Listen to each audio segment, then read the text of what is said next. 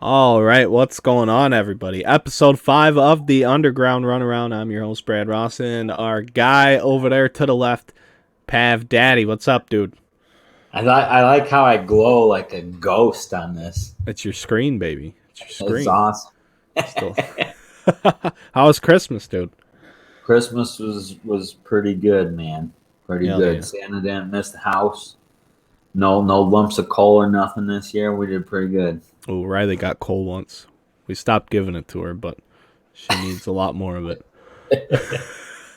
Oh, man. So, anyway, this podcast is going to be more focused than any of the other ones. We're basically just going to talk about 2021 Bowman Draft. It comes out in 2 days from right now. It is late Wednesday night. We want to get this out, hopefully, tonight, and then let people marinate with it all day Thursday and make their decisions heading into release day on Friday. So, the checklist dropped yesterday, and the internet is not pleased. But you can't always take what the internet says as with any sort of, like, who the fuck's on the internet? You know, you know what I mean? Who's in these groups? Who's on these Twitters? Who's in these Instagrams? Who are these people? I understand the frustration, though. It's extremely picture heavy, and a few things to note off the top. This will be a general overview of the product. We are not team-specific experts. So if you're an Indians guy and you're really into the 4th round pick that they have, we're not getting that crazy with it. We're just going to touch on the talking points for every team and let you know our opinions on some of these players, and then you guys can make your decisions from there. So obviously anybody who's a diehard of an individual team is going to know more than what we're going to touch on. But we might be able to help you with some of the other teams that you may not be as diehard about. But obviously the big elephant in the room is, to my count, out of the first 29 picks, that omits the Houston Astros. They didn't have a first-round selection. There's 9 players missing from the Bowman Draft checklist. So only 20 are represented, and that's historically low. I believe, for example, I looked at last year's. I think the only 2 top 29 picks from last year that were not in Bowman Draft were Austin Martin, who was a 2021 Bowman baseball frontrunner, and Aaron Sabato for the Twins down at 27th overall, who was also a 2021 Bowman chase guy. He was a top 5, top 10 guy for the product. So it's very weird with what happened. I think everybody got a curveball, and we don't know why Topps did this. Obviously, I don't have any connections with Topps. For anybody who's looking at the Underground Case Breaks logo right now, I don't deal with them. I've never really spoke with them. They've liked a tweet or 2 of mine. Like, it's not cool. I don't have anybody to ask, so we can't get this information. So at Underground, we don't know. But it's a very, I don't know if the word concerning is the right word to use, but I don't know. I don't like it. And my initial reaction is what everyone else is, and that I don't like it. Why are there this many names missing from the product? And it's a bad time for it with the boxes and cases being priced as high as they are. So this was like when stuff was a lot cheaper, it wouldn't be such a terrible thing. But yeah, man, it really hits hard when the cases are more expensive than they've ever been. You know? And for the consumers out there, I will say this. This is what I do know for a fact, is that this is the highest Bowman Draft's ever been, even at allocated pricing. So I would expect to see in a lot of cases very expensive wherever you're buying into your breaks at. I don't care where you're buying your breaks at. Just be smart, because it's gonna be the way that this shakes out. There's a lot of There's probably 5 key position players missing out of the first round. It could be more. I have them all written out. But it's going to make the top teams extremely top heavy in terms of like a pick your team style break. So it's going to be crazy. I haven't done my prices yet. I'll be working on that tomorrow, so I don't know. Obviously, the Pirates are going to be up there. The Orioles are going to be through the roof. The Diamondbacks are going to be through the roof. I think the Rays are going to be extremely expensive too, and their first pick doesn't come in until 28th, but they took all position players, I think. They might have taken one pitcher, but they had they're on my last sheet here. They had the 28th pick, the 34th pick, another pick in the second round. They got a ton of guys. A third round dude who hits fastballs. I mean, they drafted nothing but hitters. So 3, 4 first round positional player options. Your chances of hitting a position player with the Rays is good. And your chance of getting a hit with the Rays because they have somewhere around 4 or 5 hits is just very good too. Some teams only have one new player. Every team is represented, but some teams only have a pitcher. Like the Cubs, they got a third round pitcher and that's it. Cubs fan. I'm a Cubs fan. Cheated us great. Cubs fans are pissed. Nationals fans, absolutely pissed. So I get the Nationals got shafted in what 2019. They didn't get anybody. They didn't even have a card in 2019 draft. And they had like Jackson Rutledge was their draft choice. He was a pitcher at the time anyway, but they didn't even get a card, you know. And here we are, and they had a pretty good pick in Brady House, a high school shortstop kid at 11. I'm pretty sure that I messaged our little group chat right after the draft and told you that was the guy. That was the guy to be chasing. Yeah. And he's not even in the product. So he has first chromes. He has first chromes and variations, but no autograph, which is just dumb. No autos. So dumb. So what are they going to do? Give him a first auto and then his chromes that come out of that product? Or what are they trying to do? Milk him in 2 products? I don't understand that. If you get a first chrome auto, your first fucking base chrome should be in the same product run. End of discussion. How are you going to split it up like that? It's like last year when they did 2020 Bowman Chrome, didn't put any first chromes in the product, and then snuck out a mega box retail release. And everybody's like, "Oh my God, there's mega boxes out!" Like, no, you stupid fucks. There's no first chromes in them. Like, it's the biggest. That was one of the biggest ripoffs that's ever happened in retail sports cards. I'm so glad. I'm not a big retail fan in general, so that was in the midst of peak flipper hype, and that's when flippers started getting burned, buying shit they didn't know anything about because it said Bowman on it, and they thought they were rich and they didn't get rich. But we're getting into a whole nother topic. I gotta stay focused here. I gotta stay focused. So, with that being said, we're missing a ton of guys. Tops, where's all the guys at? Where are they? We don't know. We're not getting an answer. So all we can do from that is just move on. So we're just going to cut right into it. We're going to get into the teams and who's in the product and what they have available. And some thoughts on them, if we have any thoughts to offer. I don't want this to be the longest podcast. And I want it to have plenty of information for you guys. So with that being said, let's kick it off with the Diamondbacks. Pav, do you got anything you want to say about the Diamondbacks? I mean, you got the obvious choice in Lawler for a real chase prospect, I guess. But again, you know, he didn't get much time and went on to the injured list, so we didn't get to see a lot of them in any professional leagues or anything. And you know how it is with catchers; they got a catcher, but they're not the greatest to chase. Obviously, you know, Adley Rutschman got a little push, but we'll see how that translates to the major leagues, because you know as well as I do how catching prospects hit the majors.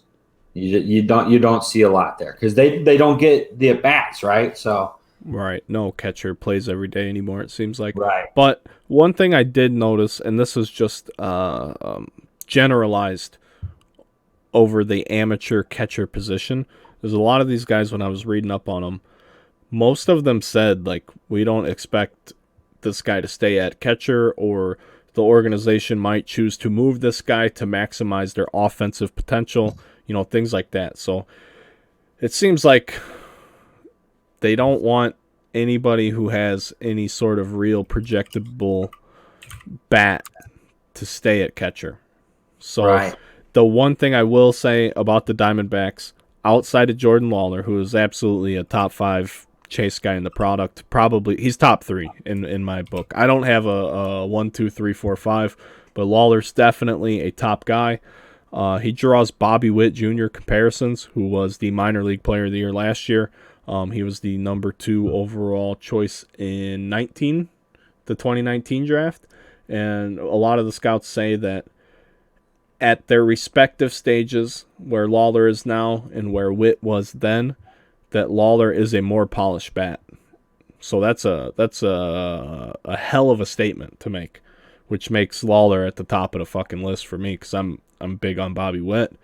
The catcher you're referring to, Adrian Del Castillo. Fun fact about him, second round catcher, he was projected as a top 20 guy. So he fell out of favor. I don't know why. So I don't know if that's a sleeper sign or if that's a runaway sign. But that's what I got for you. Also of note, the other autograph subject for the Diamondbacks is a pitcher, Jacob Steinmetz. He was in Elite Extra Edition. We just ripped a bunch of that. The notable thing about him is he's going to sell well to the Jewish community. And I had a customer buy the Diamondbacks in Elite Extra Edition, and he's the one who told me this. He was the first Orthodox Jew to ever be drafted by professional baseball. Drafted into professional baseball. And I guess the next day in the 2021 draft, another Orthodox Jewish person was drafted. But he gets to hold claim as the first person ever. So take that however you want. I would anticipate to see some early strong sales out of a third-round pitcher.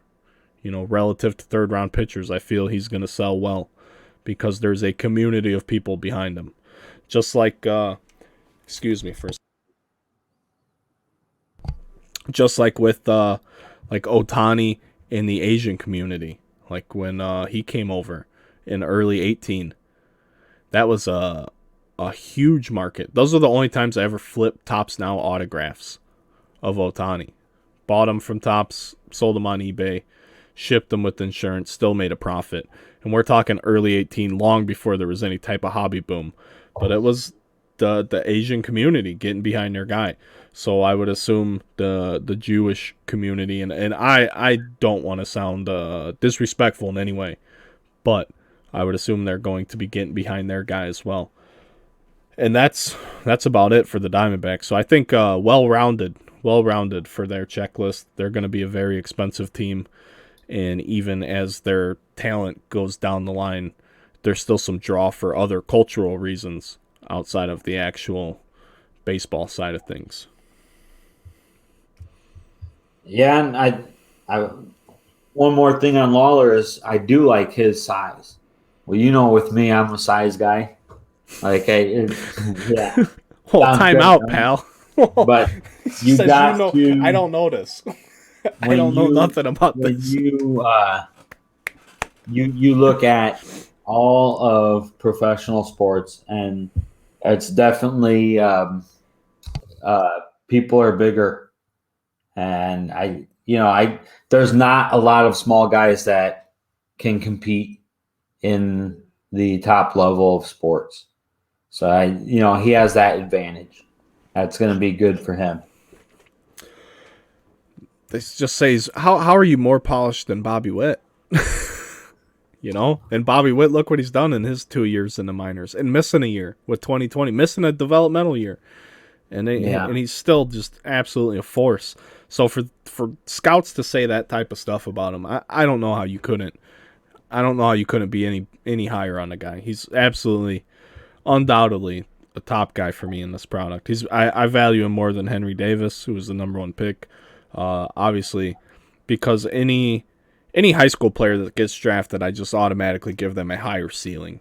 Like, they may not be as ready. The floor may not be there yet, as a professional, but you get more development. You get to develop at the pro level from the age of 18 rather than going to the college level and developing, which is still plenty good. But you get to play pro ball and learn baseball in the pro ball culture from day one. So I like it. I do. The Diamondbacks, who knew they were going to be desirable? Would they win 12 games last year? You just never know. And that's the thing is, like, even if he is legit and really good, if he comes to the pros and the team sucks, it doesn't matter. Yeah. So we got the Braves up next. Just don't even. It's. I guess it's not as bad as the Cubs, right? No, not as far as the checklist goes. No, the Braves are not good. They have the 24th overall pick. Their first round pick is in the product. He's a pitcher. He's tall, big, fastball, decent curveball. I mean, you're going to hear me say that a lot. There's not much to tell you about pitchers. They're fucking pitchers, and as far as the hobby goes, some pitchers do sell well, like Cade Cavalli surprised the hell out of me. Top 3. Some of them sell really well, and it's surprising, and some of them don't. And we'll see how the singles market shakes out with pitchers, because there will be some surprise. I'm sure there'll be 5 pitchers where you look at their comps or just see what they're selling for and go, wow, okay. Yeah. And then down the line, though, like there's going to be 50 pitchers that sell for $2. Yeah. Yeah. Long term, it's the toughest thing. Like, with hitters, you could be a mid-tier hitter and still have some okay value long term. With pitchers, unless you're a top 3 guy in the major leagues, long-term values, it just doesn't exist. Well, you could be all-star, right? It don't matter. It's wild. I just think it's more so that as it relates to the hobby, nobody cares about defense. Right. Or they do, but it doesn't affect value. Value comes from producing runs, putting up numbers. Yeah. So pitchers, whatever. But a position player, a 3rd or 4th round guy, you can go, oh man, he's got a lot of power. Let's see what happens here, because power, you can't coach power. Right. You either have to have it, or you got to put in the work in the weight room, or the sauce. I mean, however risky you're willing to get to accomplish your goals, but that's not something you can coach. You could coach someone on how to fix their swing and get a little hitch out of it, or whatever, but you can't actually teach someone to put the ball over the fence. And my coach in college, he told me the same thing. He's like, don't swing hard. And then we'll be taking batting practice. And he was actually cool. He was like ambidextrous. He'd throw batting practice with both arms. One arm would get tired. He'd turn the L screen around, start throwing with the other one. Dude was phenomenal. And, he'd throw to you. And every time you hit a home run, he'd be like, did you feel that? No. Did you swing hard? No. Okay. And then he'd throw you a pitch away. Or if you hit that one to right center field, he'd throw you one inside the next one. And he just wants you to forget about it and go with the next pitch. So, yeah. Little side note, but yeah, it's it's not something they can teach. They can just try and get you focused in on it. Also, with the Braves, we have Spencer Schwellenbach, 2nd round guy. He's a 2-way player. I don't know if he'll play 2 ways in pro ball. They drafted him as a pitcher. He's got a fastball and a slider, but he's never started a game. So they may have just spent their 2nd round pick on a reliever. Who knows? But I guess he had respectable amateur batting numbers. I don't know how in-depth they are, but he was noted as a 2-way guy. There's also a handful of guys as we go through the teams that were multi-sport stars or high school kids that got drafted who wanted to play 2 sports at college. That a lot of them chose to come on over. I know the Reds have a guy we'll get to real soon, Jay Allen, I believe. And there's just there's a handful of athletes in the draft class. But athleticism isn't power, and power is what sells sports cards. Yeah. So the Orioles, we're going to go to another banger too. We're going to move on down to Baltimore. We got Colton Cowser, 5th overall kid, small school, small college, not the biggest name college, but left-handed swing.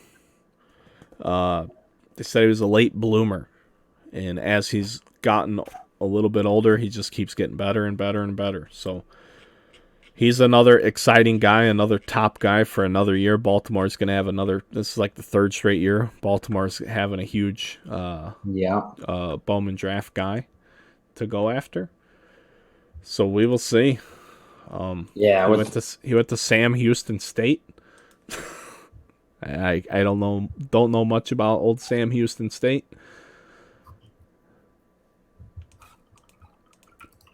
But he continues to just get better and better. Without Brady House in the product, this is my chase guy. Yeah. This is my chase guy. This is who I would be looking at. He has decent pop, has good command of the strike zone.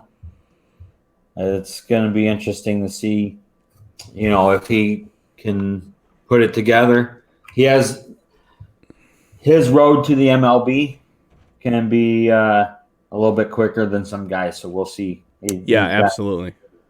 Absolutely. He said he signed for $4.9 million.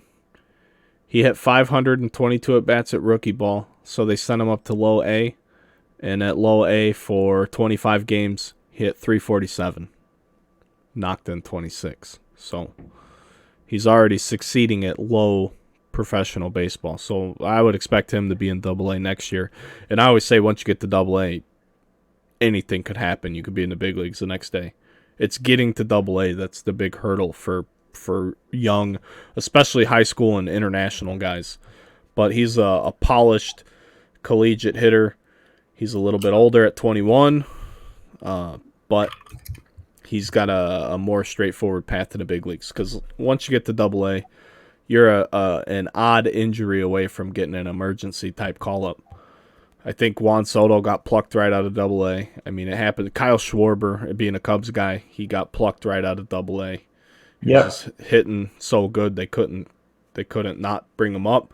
They called him up for a series to be a DH in Cleveland, I believe, when Kyle Schwarber got called up to the big leagues.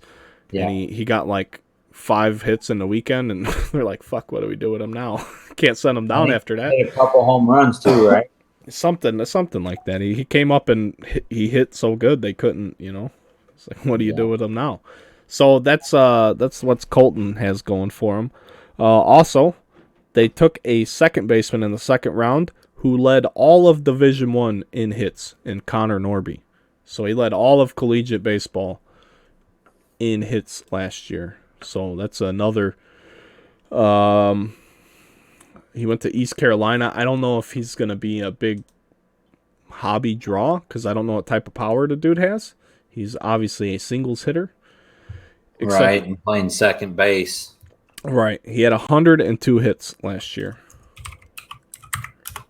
He won the Bobby Bragdon Collegiate Slugger Award.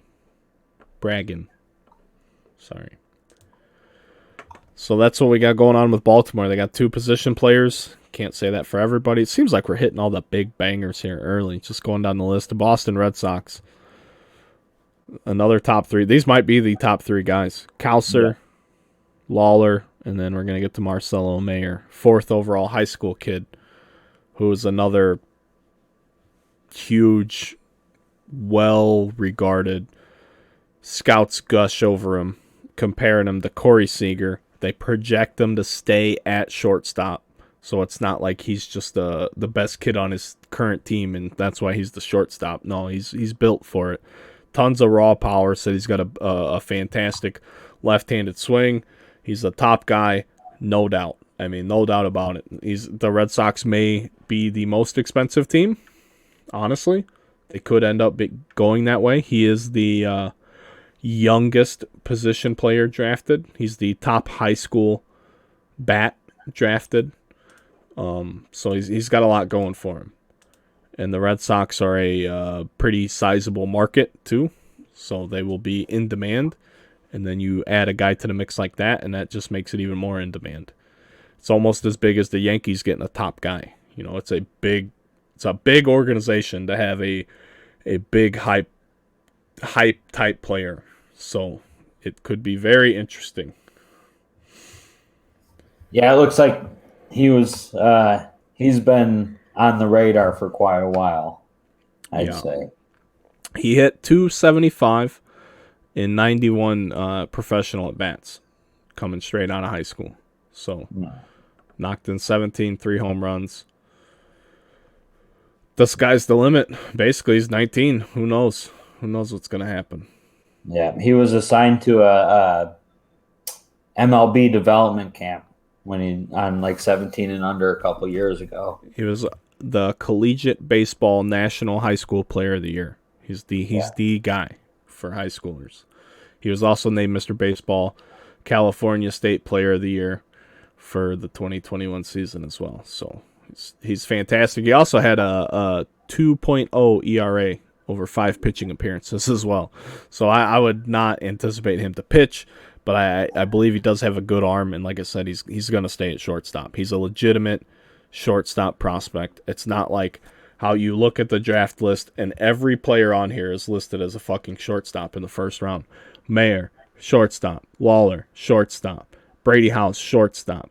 Khalil Watson, who's not in the product, shortstop. Matt McClain, not in the product, shortstop. Trey Sweeney, not in the product, shortstop. Colson Montgomery, not in the fucking product, shortstop. 4 first-round shortstops not in the product. Good job, Tops. What is that? Max Muncy, shortstop, not in the product. There's 5. 5 first-round shortstops. Jackson Merrill. Jackson Merrill. Is he not in the product? Can we confirm that? No Jackson Merrill. He's in my notes right there. There's 6 first-round shortstops not in the product. But of those 6 guys, in fairness, I doubt all 6 of them stay as shortstops. That was the point I was trying to make before I got upset at the fact that all these position players are missing. Who's the best player on your high school team? Oh, he plays shortstop. Yeah. Oh, I was. Oh, okay. We're listing you as a shortstop for the draft. Yeah. Perfect. All right. They'll let the pros figure it out. What else do the Red Sox have? Tyler McDonough, second base outfield combo guy. 3rd round pick, switch hitter. Hits over power. So that doesn't bode well for hobby value. But he's a switch hitter. That's good for baseball. He draws Adam Eaton and Brock Holt type comparisons. And then as a side note, with the Red Sox, they have some Blaze Jordan hit opportunities as well.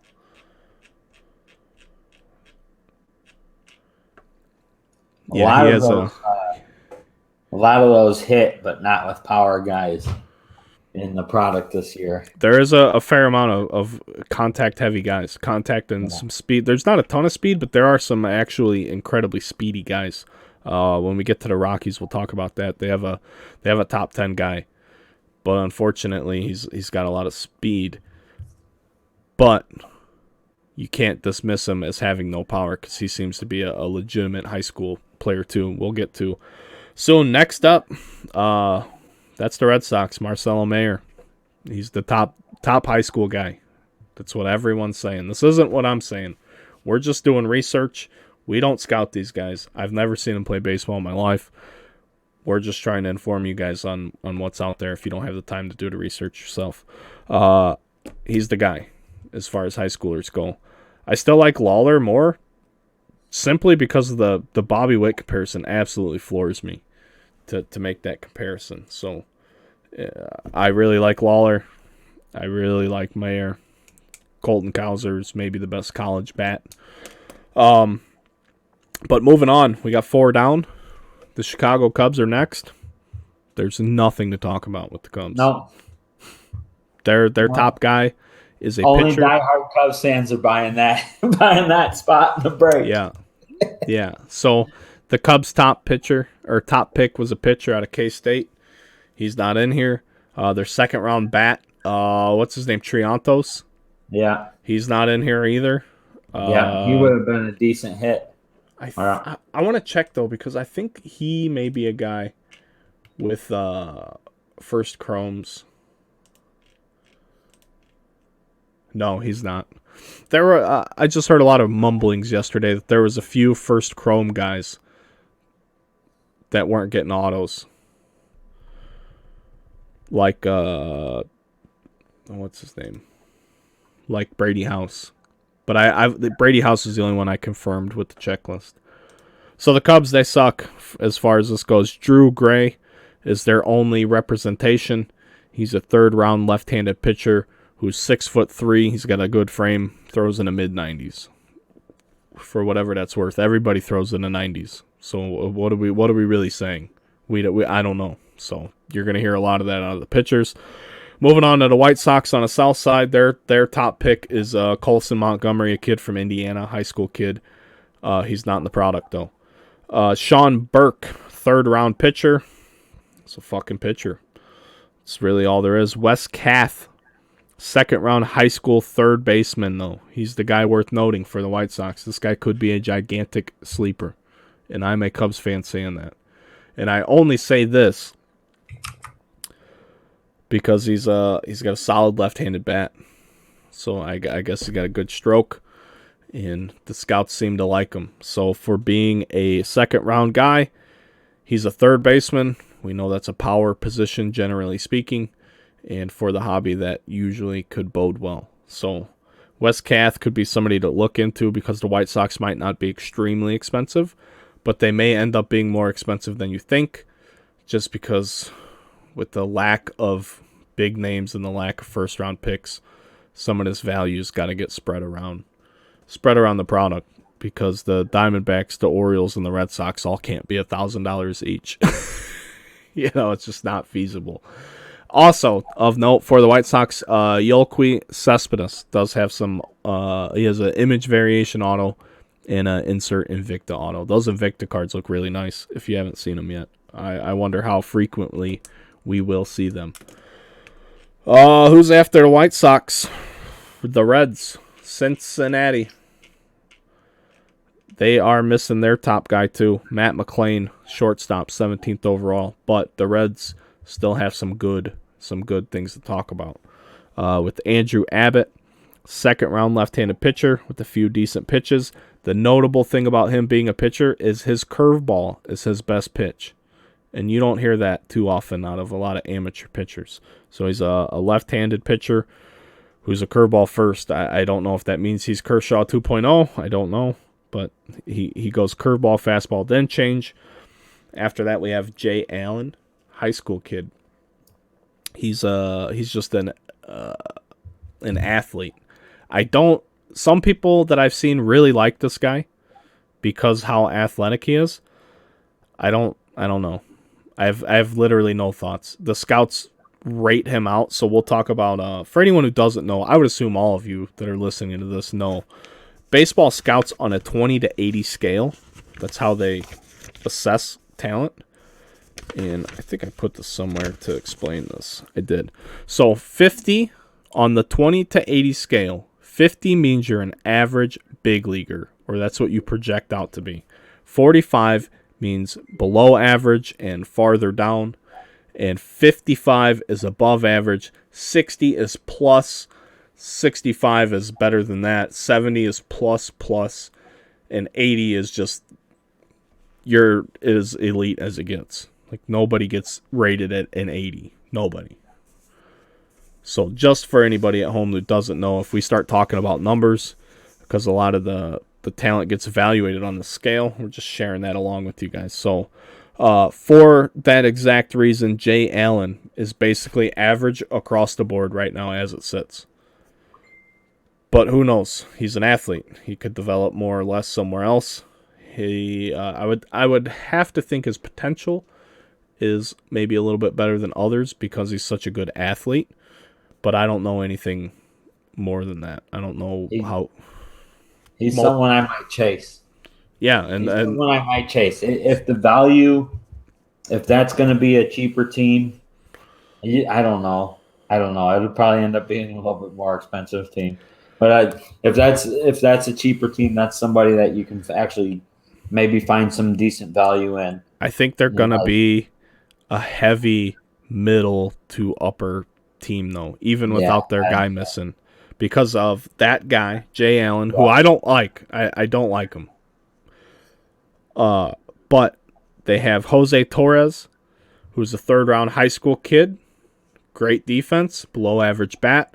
That brings the Reds' value down, but here's where it changes. Matthew Nelson, 35th overall, a catcher who probably will not stay a catcher. He was the ACC Player of the Year, a Golden Spike semifinalist. He's got gobs of power. He's loaded up with power. He's a big-time power prospect. And then Ruben Ibarra at 119th overall is their last representation in the product. He was a late sleeper for them for his power. It's his best asset. So they have two guys outside of the big-time athlete with big-time power potential. So the Reds have some good offensive options in the product outside of the first round. And everybody likes hitting in Cincinnati. Everybody likes hitting in Cincinnati. So, ask the Todd father. With power there has potential to put up some good numbers. Yeah. Cleveland. What do we think about Cleveland? Cleveland rocks, right? Isn't that the song? Yeah. Yep. Drew Carey is singing in his opening. That's the best. The best thing they have is Drew Carey right now, because I don't know if this checklist is going to help him out. I think they drafted all pitchers. They're a pitching factory. I mean, they have been historically. Look at what they do with pitchers. They develop pitchers better than any other organization on planet Earth. Why? I don't know. How? I don't know. But they do it. And Doug Nikhazy, second round, crafty left-handed pitcher, nothing elite. Gavin Williams, 23rd overall pitcher, drawing Lance Lynn comparisons with mixed reviews. Ryan Webb, left-handed pitcher, 4th round, coming off Tommy John surgery. Tommy Mace, second-round pitcher, who's tried to reinvent himself with analytics.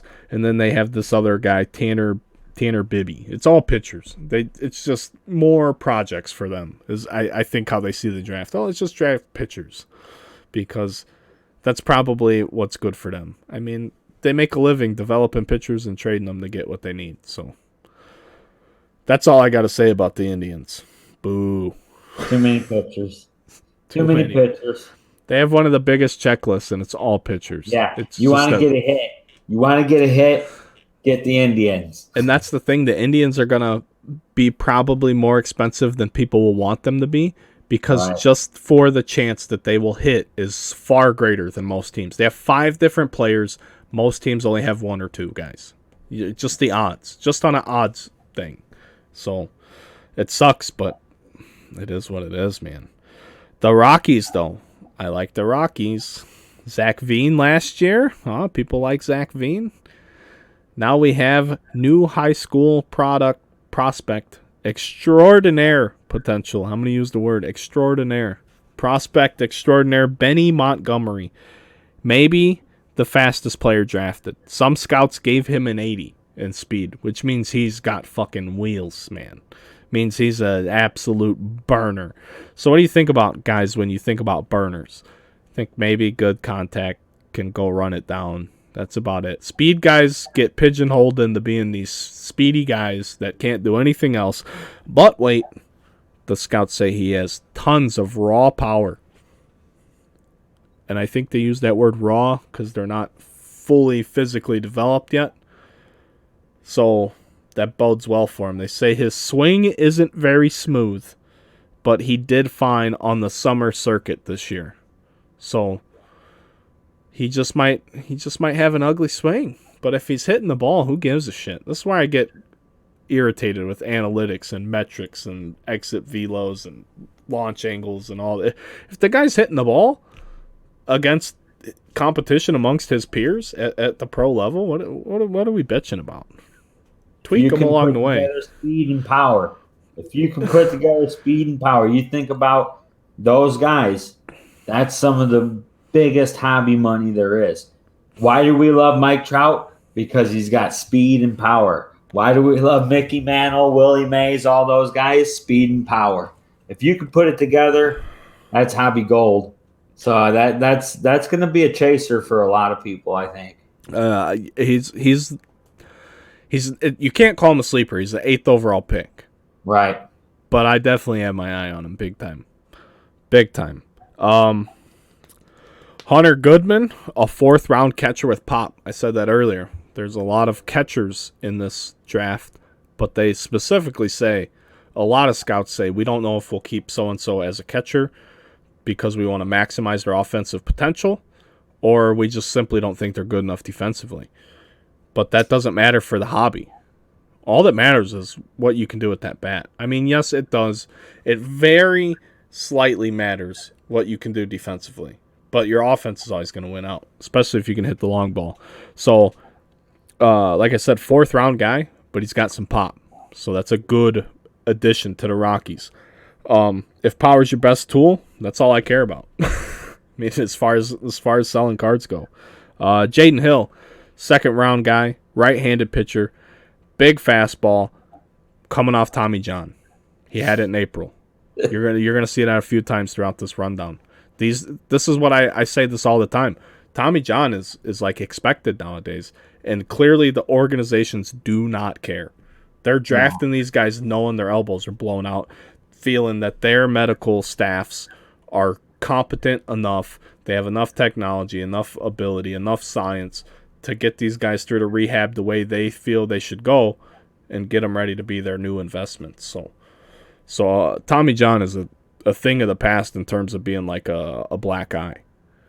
It's just a thing that happens now. I don't know why, but it does, and they can fix you up better than before your elbow gave out, because they say your elbow finally gets back to full strength after not being at full strength for however long until it actually goes. Which surgery did Mark Pryor have?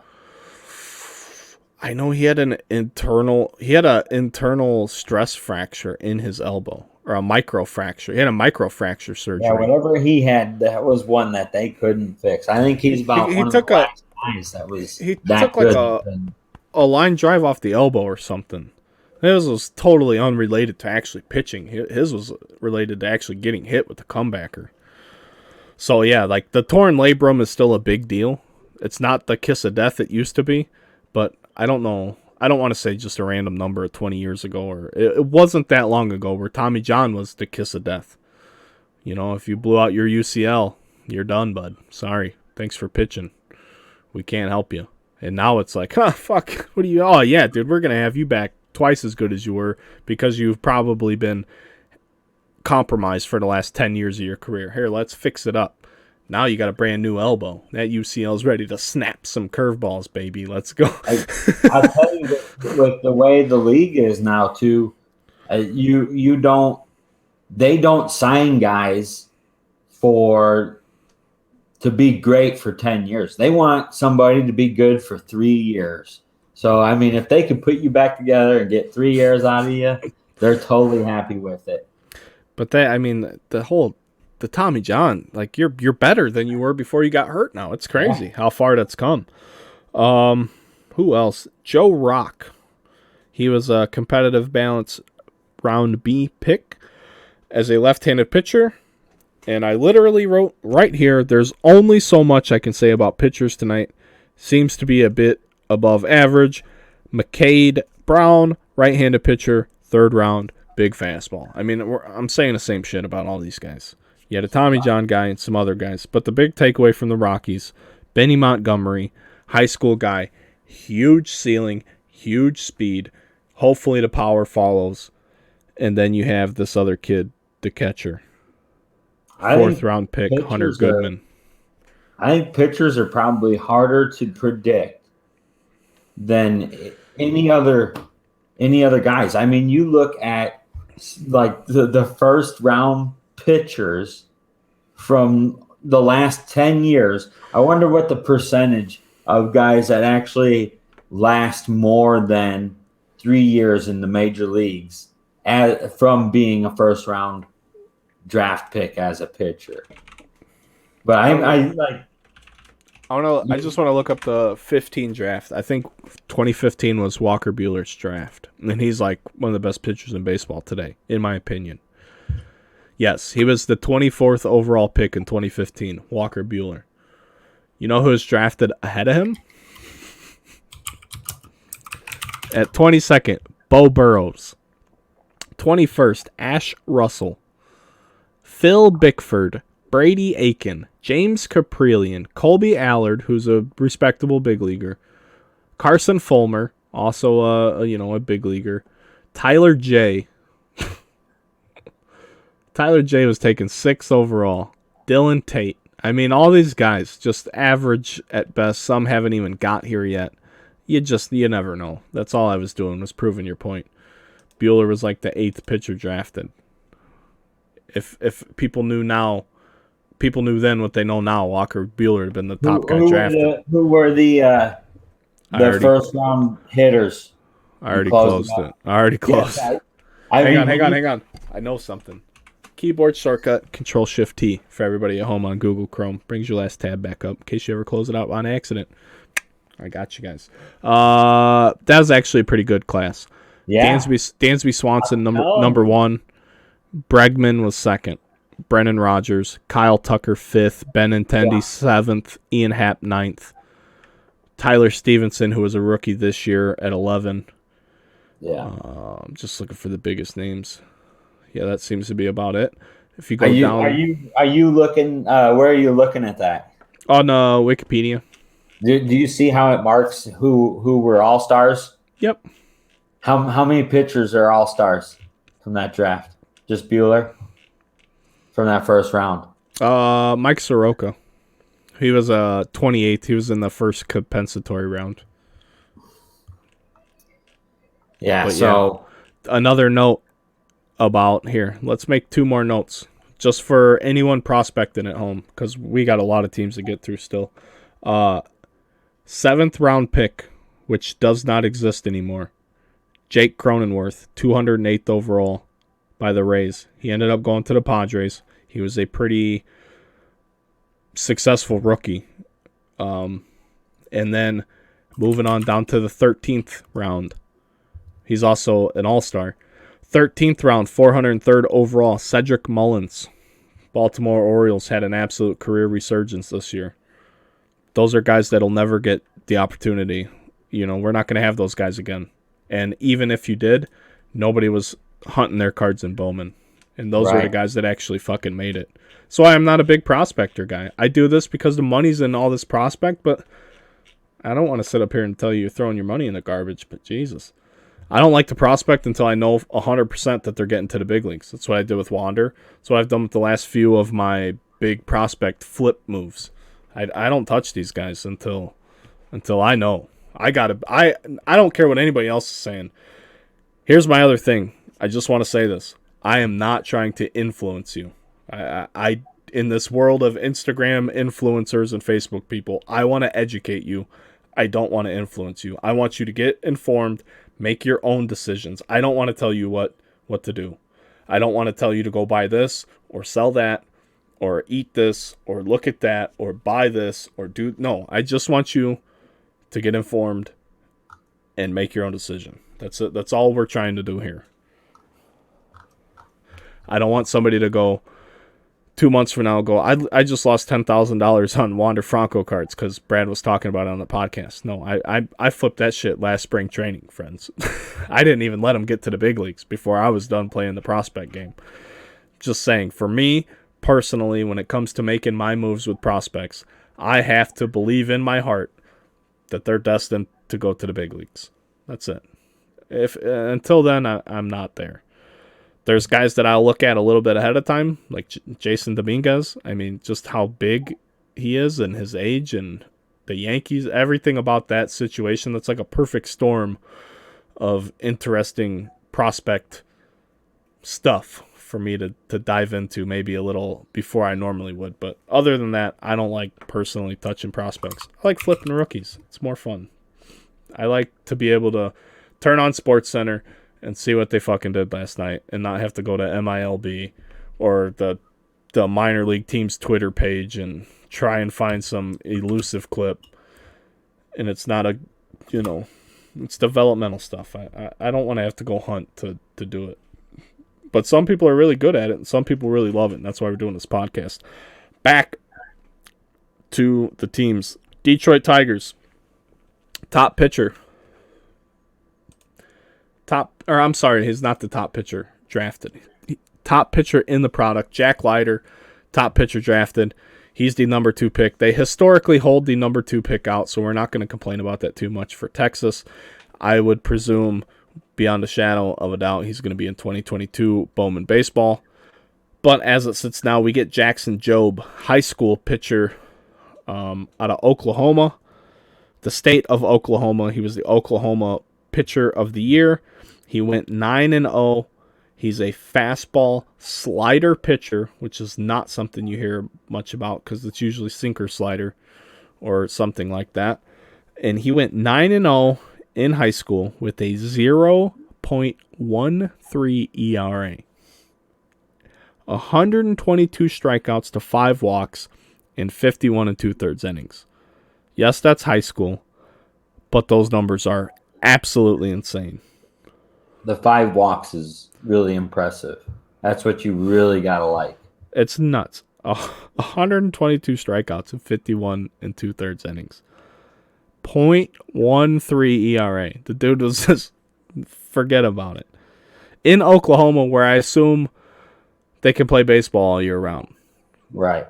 So the competition's probably a little stiffer there than somewhere up here in Indiana where I'm at. Yeah. Which, although with field houses and things like that, I think it's great. Baseball is accessible almost everywhere on Earth at all times of the year now, which it was never like that before. So that's fantastic. Also, for the Tigers, so nobody cares about pitchers, but he's a high school pitcher with a high ceiling, and he's been absolutely dominant. They have a big power guy from the second round, Isaac Pacheco, third baseman, big raw lefty pop. Maybe the best power in the entire draft class is the note I have. And he's 6'4". So he could probably really launch a ball. Especially if some of the scouts think he has maybe some of the best projectable power in the class. That's big time for a second-round pick. The Tigers could be one of those mid-tier, price-wise teams that could be really worth buying everywhere. Or if you get into a group where the breaker doesn't know what the fuck he's doing, because for as many good breakers there are out there, there's tons of good breakers out there. I'm not going to tell you there's not. Of course, I think underground is the best. I'm not the biggest. I know that. But there's some terrible shit breakers out there. If they don't know, the problem is most of them just steal prices from other breakers. But if they actually price their own things and they don't know how to do it, you might be able to get the Tigers for super cheap. They might go, it's a pitcher. Fuck the Tigers. They're X amount. And then, boom, you could go Isaac Pacheco and all over their ass with maybe some of the best projectable power in the entire draft class. Houston Astros are next. You have anything you want to say about the Tigers? Pacheco's a big guy. Yeah. That's real prospecting, right? He's young and he's big, and like you said, if they're cheap, could be a decent hold. And obviously, with the pitcher, hopefully him being that high, you can flip your pitchers really quickly and maybe do okay. Sure, and he might. It's just so hard before release to know which pitchers are going to sell and which aren't. And I think it's going to be market more than anything, and Detroit's not the biggest market. Yeah. So that hurts them. The Astros aren't even worth talking about in this product. Pedro Leon, who was a 2021 Bowman Chrome first guy, he has an insert auto in the product. That's it. That's all they have. They don't have shit. So now we're going to move on to the Royals. The Royals aren't the best. They have a lot of pitchers. 7th overall high school left-handed pitcher. Dominant high school lefty, 6'3" with a plus curveball. He's a big curveball guy. There's a couple of those lefties in the draft. Eric Sarantola, 5th round pick, big fastball. Shane Panzini, 4th round pick, right-handed pitcher, throws in the mid to upper 90s. And then we have their lone position player, Carter Jensen, 3rd round high school catcher. They say he's one of the best high school hitting catchers. Probably won't stay at catcher, which is fine with us because we know catchers aren't desirable in the hobby. So he could be another guy to potentially prospect on, but you're going to have to wade through the risk of getting a million pitchers that you may or may not want to actually get the catcher that may or may not stay a catcher. So that's a big-time project guy. He might even be worth chasing in singles if his singles values aren't that crazy. So that's what I got on the Royals. I just want to make sure we covered everybody. Yeah, they have 4 guys, 3 pitchers, and 1 high school kid who we really don't know where he's going to play defense. That doesn't matter to us. The Angels don't have much to talk about either. Like I said, we were going to touch on a ton of these dudes early. This is what I wrote for the Angels. This is how fed up I must have been with pitchers by the time we got to the fucking Angels. 1st round pitcher, Bachman. Sam Bachman throws 100. 3rd round pitcher and a 4th round pitcher. What else can I tell you guys? The Angels loaded up with pitchers. You're dreaming. You're dreaming if you think pitchers are going to be worth anything this early, you know? Like sure. I said, with pitchers, it's freaking 10 years from now, and they got to be top guys. It's tough. Pitchers are, I don't know. No one wants to invest in pitchers because it's throwing money away, I guess. It's risky. Even if they're not very expensive, it's still risky because it's just so. There's the path to success in pro baseball for pitchers isn't just in measurables. I think is the best way to say it. Just because you throw 100, that doesn't mean shit. You still have to know how to pitch. Just because you can throw hard, that doesn't mean anything. You have to know how to pitch. You have to know how to attack batters. You have to know how to attack the batters you're facing. Hopefully you have a good catcher to work with that understands how to call a game if he's the one, in fact, putting the signs down. You know, there's a lot that goes into play to the success of a pitcher. How good his command is on a given day. I mean, there's so much. That's why they're head cases. That's why they fucking destroy Gatorade coolers and bat racks and all of that. It's tough. I get it.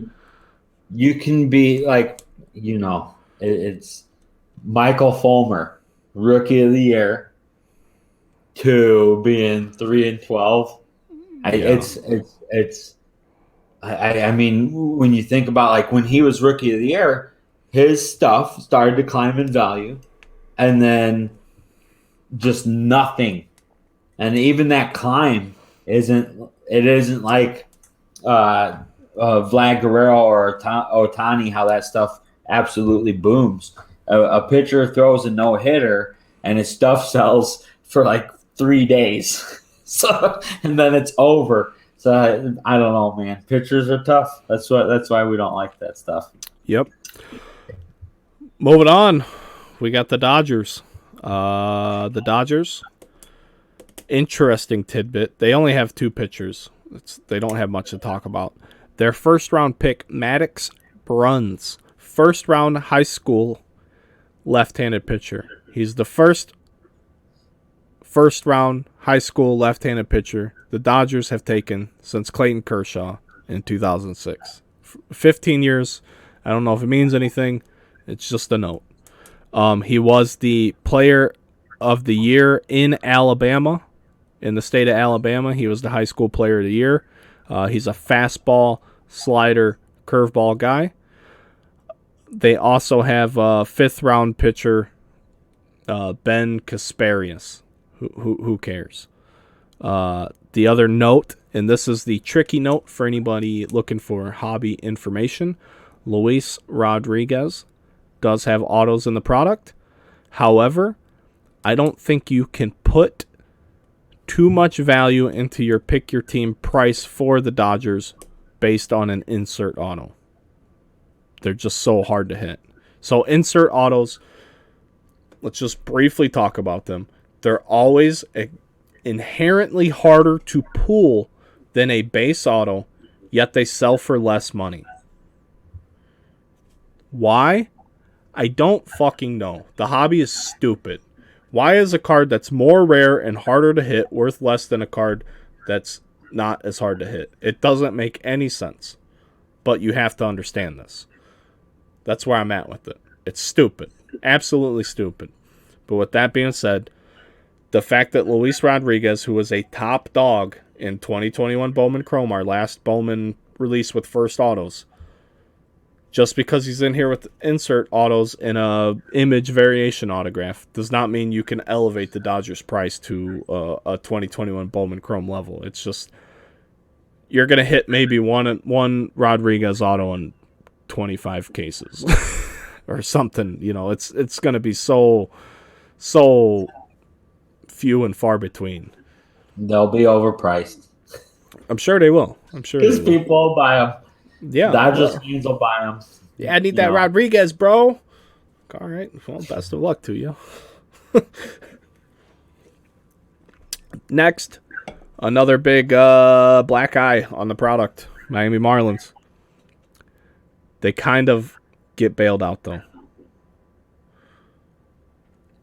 Khalil Watson, 16th overall, not in the product.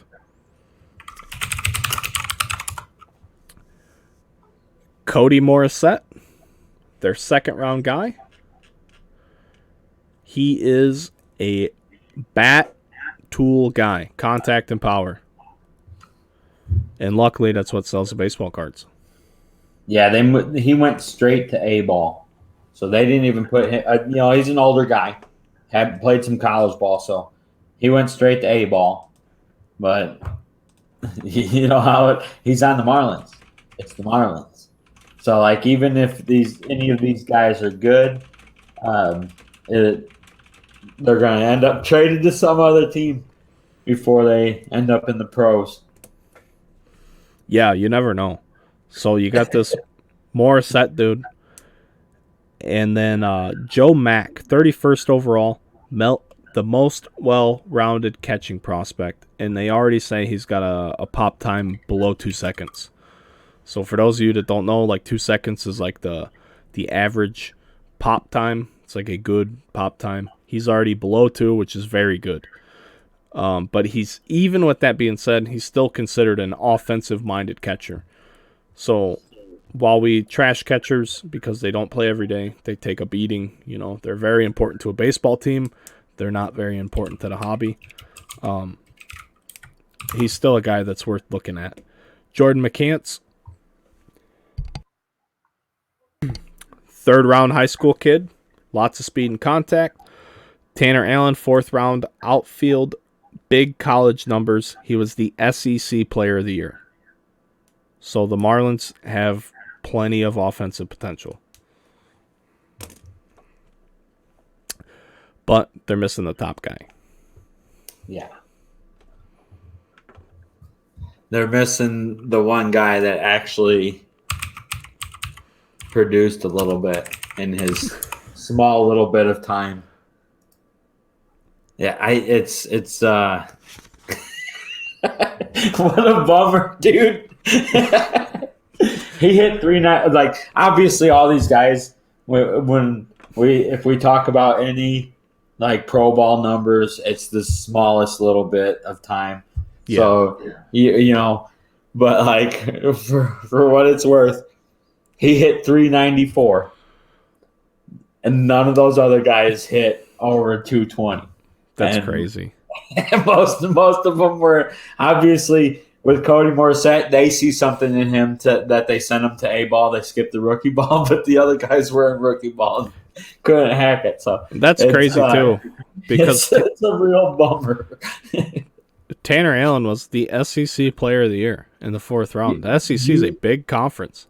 You would think that somebody that hit well in the SEC would go to rookie ball which like guys put up big numbers in rookie ball traditionally. Or they don't stick around long. They're like, all right, get out of here. So you're better than this. So we'll see. But yeah, that's going to be one of those teams that obviously they'll be a higher priced team with because they have offensive guys. But that's some real prospecting on those guys you're taking there, especially like being the Marlins. But you never know with those guys. Who is it?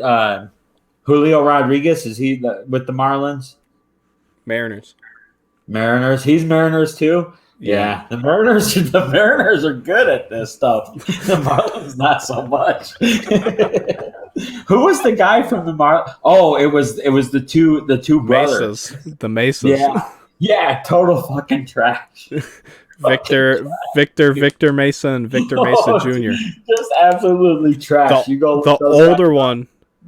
I don't know which one's older, but the older one is literally just the worst player on planet Earth. Fucking terrible. And they were big time Bowman draws. The both of them. I believe that was 2019 Bowman baseball. They might have been with Wander Franco and company. Yeah, big time turds. The younger one has a chance. The older one never gonna happen. That's a real bummer because Watson would have been a draw. That would have been your guy. You're gonna buy the Marlins. They're gonna cost a little bit more money, but at least you got Watson potential there. It's gone now, so good luck with that one, guys. Like you said, big numbers from the SEC. Maybe he comes out, faces better pitching and hits better. You never know. I will say that like in rookie ball, you could go to rookie ball and face worse pitching where guys throw less strikes, right? Oh, yeah. And so like seeing more strikes is better for being a hitter. You love to see, more balls in the zone that you can actually hit. So like you will see, that's why AA traditionally, that's where the hitters mature and pitchers mature in AAA because you don't want those hitters seeing those AAA guys because that's where they're too good. But AA, guys are throwing strikes, and you can hit. So I don't know, man. Good luck with the Marlins. That's my point, I guess. Well, as soon as you're done shitting on them, they're still going to cost a pretty penny, I think. That's why I'm shitting on them. They're going to cost a penny because you got the hit. Another team that's going to cost some money here is going to be the Brewers. Garrett Mitchell last year, and then this year they're going to take another outfielder. So I don't think they're going to be the most expensive team. They took a small guy, 15th overall, in Frelick is what his name looks like, Sal Frelick. Smaller, extremely quick bat, walks more than he strikes out. None of that translates to hobby dollars, but this Benellis cat that they have, Alex Benellis, he has collegiate max exit velo at like 111, which is like the 97th percentile of all college data. So he just has a ton of power. Don't know what else he brings to the table, but he's got a high floor just because of the power. So even if he only hits 200, the dude can absolutely mash. He's a fucking grown man. Yeah. You look at pictures of that guy, that's a fucking grown man there. That's why I'm saying the floor is already set with him. You're not waiting on him to grow. He's grown. Yeah. And he can hit the rock. So he was drafted out of high school and then went to college. So that's a guy that's been on the radar. But yeah, I like that one. That's gonna be he is a third round guy. He's just hiding in the third round with a ton of power. And the second round pick for the Brewers is the goofiest pick in the entire draft. Russell Smith, 6'9" pitcher, barely throws 90. He'll make it. Yeah, because when he pushes off the rubber, he's 12 inches from home plate by the time he finishes his delivery. He'll probably be off the mound with all 6'9" of his big ass. It's ridiculous. And then also, like I said, Frelick's got a real quick bat, 15th overall pick. That's not gonna, like I said, it's just not hobby money I'm looking at. And then Tyler Black was a first round compensatory guy, so he's 33rd overall. He's a second baseman. We all know how the hobby treats second baseman. He's got a quick left-handed bat, and they were comparing him to Jason Kipnis, so that's a good sign. But that doesn't mean anything for hobby money. Period. The Twins, they drafted a pitcher in the first round, 26 overall.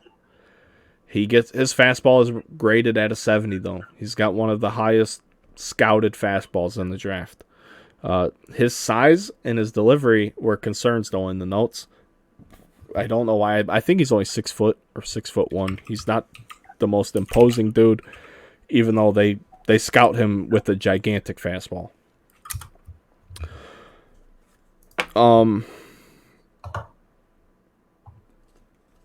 It's just crazy. So, Steven Hajar, second round left-handed pitcher. I literally wrote, I feel like I'm saying the same thing over and over. It's another left-handed pitcher that isn't high enough to be a first-round pitcher. Then you have Cade Povich drafted as well, another pitcher. And then their lone position player is Christian Encarnacion Strand. Fourth round, he's produced everywhere he's been. I believe he started at a smaller college, transferred to a bigger college as he continued to put up numbers on top of numbers on top of numbers. He's produced everywhere he's been, but the scouts do not like his swing. So what the fuck does that mean? If he's producing and how do you produce if your swing sucks? I don't know. He's a big dude. Yeah. He's a big dude. That's and again, like that's going to be a guy. That's a sleeper guy there. Yes. That's a sleeper guy, man. He hit 391 in A-ball. And the Twins should not be that expensive. Size, but jeez. Again, though, with the Twins, you get the Twins. Don't tell Tyson.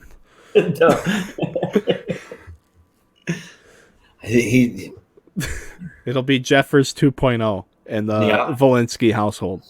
Yeah, except the third baseman this time. But the Twins shouldn't. He'll make it. He'll make it to the pros, and he's going to be big time power. But it's the Twins. Yeah, but the Twins for this product should be cheap. They should be on the lower half of things.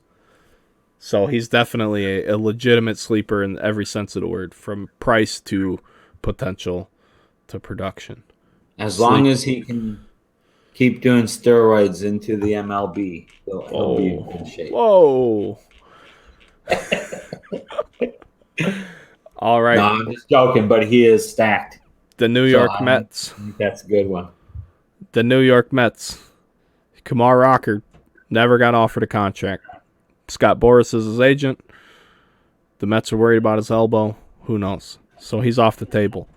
Calvin Ziegler, second-round high school pitcher.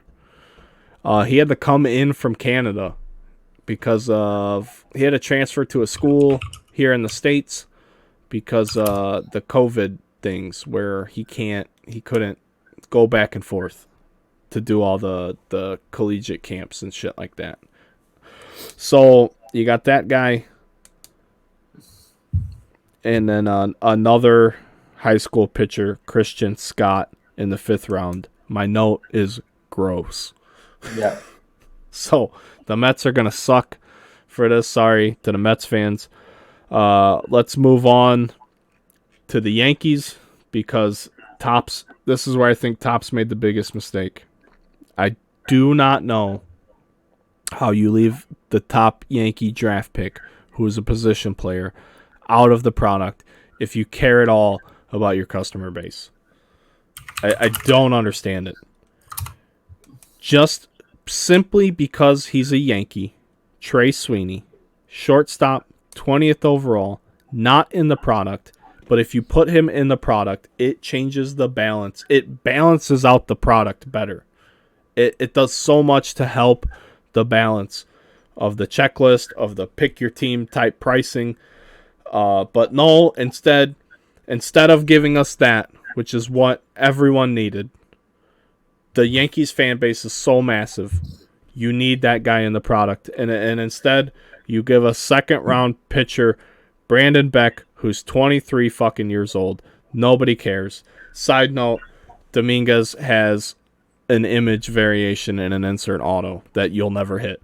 So the Yankees will still be way too much money because there's Jason Dominguez floating around in there. Yeah, that's a bummer because Trey Sweeney that's a viable prospect, and he's not in there. And then you got to pay the money because it's potential. It's the biggest black eye that they could put on the product, and it's self-inflicted. I'm sorry. I'm sorry, Topps. I don't know if any of you fine folks at Topps will watch this. I love you guys. I don't mean anything negative towards you. I just don't understand it. It makes no sense to anybody. From me running a business to the consumers who literally have a gigantic Yankee fan base, to the singles market people who could flip the Yankee cards because they're the Yankees. Just, it's inexcusable. It really is. It's inexcusable.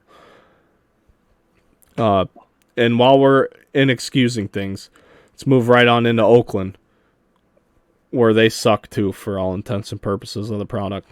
We got no Max Muncy, and I'm not talking about the Dodgers guy. New Max Muncy. Shortstop prospect, first rounder, not in the product. So instead, we get a third-round pitcher with a 3-pitch mix who touches 99 in Mason Miller. And then you get a rehashed 2021 Bowman Chrome guy in Pedro Pineda, who has an Invicta insert auto. That's all Oakland has. So they hurt the balance too because they needed their top guy in the product. They did. Even just they would still be a below like the median price point. They would still be below that. But now they're literally worthless. So it just hurts the balance. It makes these it's going to make the top teams more expensive than they need to be. But I'm sure their price will be justified for a while on the singles market. But it just hurts the balance. I like when there's a good balance. And that they have the opportunity, unlike any other product, to create amazing balance in draft, because it's literally, how else do you value these guys other than take the first round? Just go straight down the first round, because until any of these guys get to the pros, you can scout your ass off, but it doesn't mean anything. We don't know anything till these guys make it or they don't make it. So, it's frustrating. Very frustrating, because then we have to move on to a team like the Phillies. And the Phillies, they had a pitcher, 13th overall, Andrew Painter, high school pitcher. He's somebody you like, Pav, because he's 6'6". He's a big boy. He's got a 4-pitch mix, and they say he has a good combination of raw talent with actual pitching polish. He's another pitcher that I would like as a prospect because he's a high school kid. He's already big. He throws 4 pitches, which isn't something most pro pitchers even come into pro baseball with. You know, usually they have a plus pitch and 1 good secondary pitch. This guy supposedly has 4 legitimate usable pitches, whether they're average or not. Just to have them for changing the pace is phenomenal. He has tons of potential. Then if we move to the second round, Ethan Wilson, an outfielder. He's a bat-dominant skill player, so that helps the Phillies in terms of the hobby, in terms of Bowman Draft. He's a guy that it doesn't matter that he may not be very good defensively. He's a bat-dominant skill player. This other guy This is one of the most interesting dudes in this entire product. And for whatever reason, I don't know, I could not find a lot of information on this guy. 3rd round high school player Jordan Viars, Viars. I have him as a gigantic sleeper because most teams didn't even look at this kid. That's what some of the information I found from like the local press from this. I had to do a lot of Googling to even figure out this guy. Drafted all the way up in the 3rd round. I believe the Phillies, I read, someone in the Phillies organization, they had this guy listed as the best high school bat. Like, that's a fucking insane statement to make for a guy who goes to the 3rd round, and a lot of teams have never heard of him. So the Phillies could end up being a giant sleeper team. And then their last first chrome auto guy is Micah Ottenbright. He's just a 4th round high school pitcher. And again, I couldn't find a ton on him. So either their organization is crazy, thinking outside of the box, looking at all these unknown high school kids, or they know something about scouting that these other scouts don't. So they took a pretty polished high school pitcher. They took a bat-dominant outfielder. And then they take just an absolute unknown high school kid in the 3rd round. So that's a total crapshoot for the Phillies, but they have 4 chances at an auto. They'll be a probably middle of the road to maybe upper middle of the road type team. They're not going to be a top team, but they should be a team that sells well. VR's is good size, put up decent numbers in rookie ball in the time that he did see, and he's out of Texas. Yeah. So that might be a good sleeper there. Okay. Absolutely. He's going to be somebody to keep an eye on. He really is, I think. Holy notifications.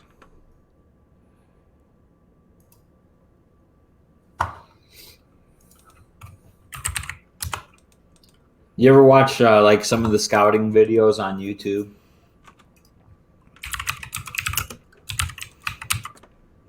I just know the fucking smart guy's on my Facebook right now telling me my break's full. It's not sold out. Like, he's literally commenting on my thing. He did this an hour ago. He was a Oklahoma State commit.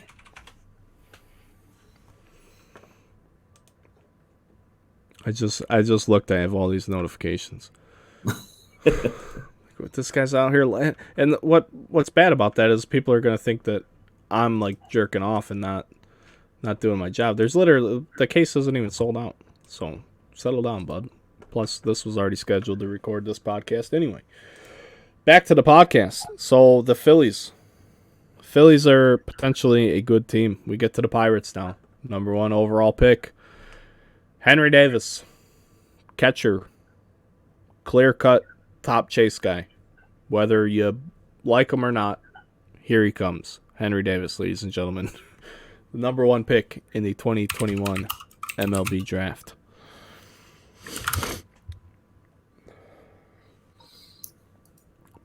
Do you have anything you want to say about him? It's a catcher. I don't know.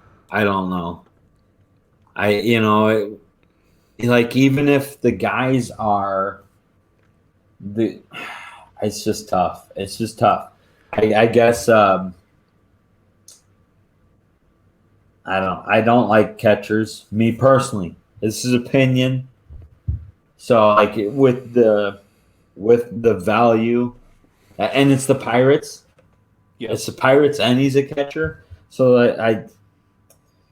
I can imagine they're going to be a top tier price team, and that's your chase. So, I mean, if that's your gamble, you want to buy a team and flip the card immediately, then hey, that's your play. But as a long-term hold card, like waiting for him to get to the MLB, it's not something I'd probably be interested in doing. I agree 100%. For a few weeks, I think there'll be a team to buy just to flip hits. He did very well, though. I mean, in terms of collegiate hitting, he hit 370, 15 home runs, 48 RBIs. He was an All-American. He was first-team All-ACC. I believe he walked more than he struck out. He did really well. So maybe the Pirates don't keep him at catcher. That's that thing we don't know yet. But he did make it to high A ball, and then was injured, I believe, for the remainder of the summer. So he got in. He's almost there to Double A. He's at High A. Next step's Double A. He's 22. He'll be a young 22. He's got a September birthday. So he'll be 22 essentially all next year too, while he progresses through the minors. But definitely a top guy, top 5 guy, no doubt about it. Also, they took a guy out of high school, Bubba Chandler. He is a two-way player. Also played football, and scouts describe him as a Swiss Army knife.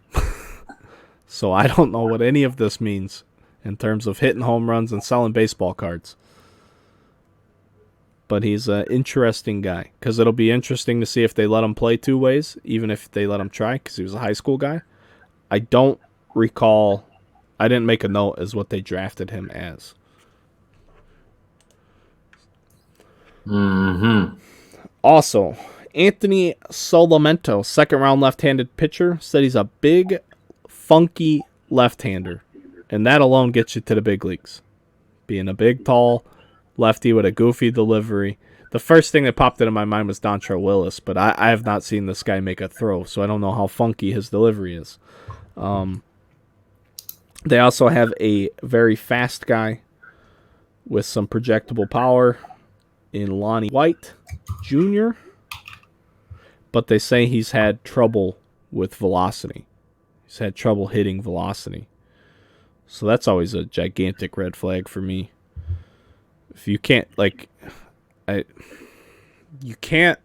I'm sure you can, but it seems to me it'd be very difficult to coach someone into having better reaction time.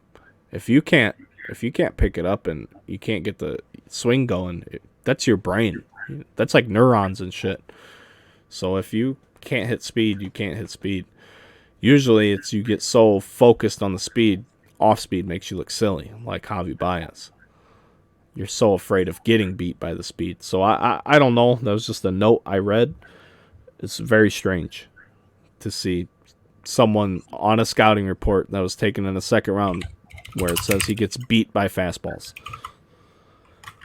He was a two-sport Penn State commit, though. So, high school kid. Plenty of time to develop. But he was a two-sport commit. So he was going to play, I think, baseball and football at Penn State. And he chose baseball. He just chose to go pro. So that's very interesting. He's got to be a hell of an athlete. Right. So the Pirates look pretty good. I mean, really. Their pitcher looks like he's going to be a big league pitcher. Obviously, that's a very difficult thing to just say. And then they have the top dog, and they have a few other guys. The Padres, no Jackson Merrill, no top guy, shortstop, 27th overall. They have Max Ferguson, 5th-round infielder, contact speed, nobody cares. Robert Gasser, one of the best names in the draft. Competitive balance B round, which is at the end of the second round. He's a pitcher. And then they have this other guy.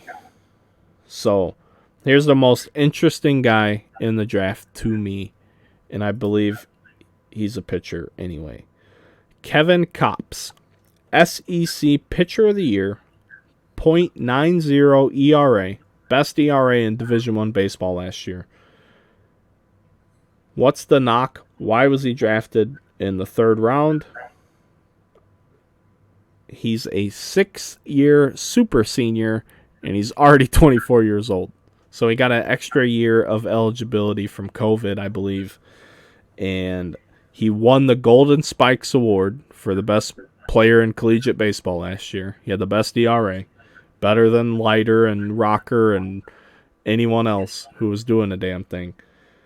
But he's a third round guy. He went 90th overall because I have to assume it's because of his age.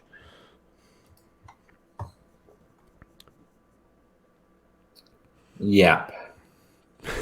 Because if you say he's got to play pro ball next year. They say he's AA ready, is what scouts were saying. So he's essentially just going to go straight to AA. And I mean, he's 24. He might as well. Feast or famine at this point, bub. Maybe you see him pitch in relief in Major League Baseball. That's what I would hope to see out of him by the end of next season, is to be in a relief role in Major League Baseball at that age. Sure, it could happen. I mean, fuck Crochet for the White Sox, man. Went straight to the big leagues. Had a 4-point-something ERA at Tennessee. So, I mean, the collegiate shit doesn't really mean anything in the big picture. But for right now, it's all we have to talk about. Yeah.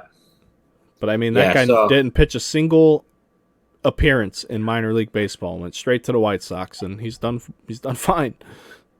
Yeah, that Kevin Kopps, he already played AA. Yeah, how'd it go? So he went immediately from college ball to – they put him in rookie, but then he played most of his time in A+, and then went to AA for a little bit. So I would fully expect to see him AA, AAA, MLB by the end of next year. That's what you're hoping. Pitchers always have a quicker path. Yeah. If they have the tools. Yeah. So with him just being 24, he's got 6 years of pitching in college experience. So if you can throw strikes, that's the big thing, right? If you throw strikes, you don't walk a lot of guys, you're going to be in the majors a lot quicker than somebody that's still finding his zone. Yeah. Consistently.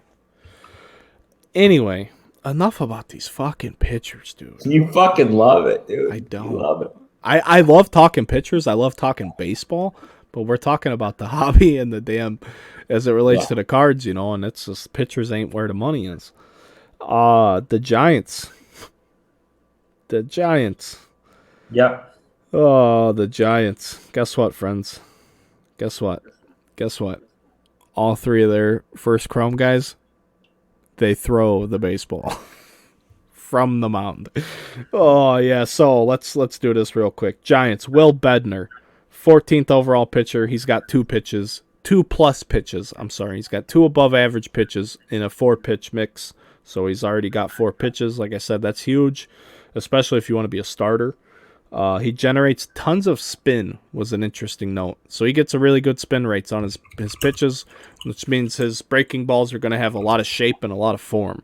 So that's going to help him on his breaking balls to get that type of spin, which is a good thing, of course. It's worth watching. Some people say he's underrated even at 14 overall. And I think that's a lot to do with the analytics side of things, which I don't like to dive into too much. But I would assume that's the analytics people seeing his above average spin rates and things like that, saying he's underrated.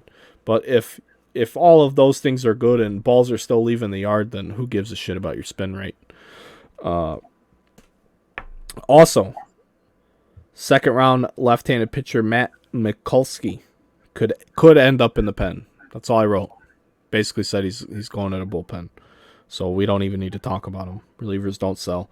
Mason Black, third round high school pitcher. That's all I got. Just he was he is actually college. 3 years NCAA. Mason Black? Yeah. Oh. Yeah, Typo. He went to Lehigh. So he was playing college ball in Pennsylvania. Was that there's some type of pig, aren't they? Lehigh? Oh, I don't know. But yeah, not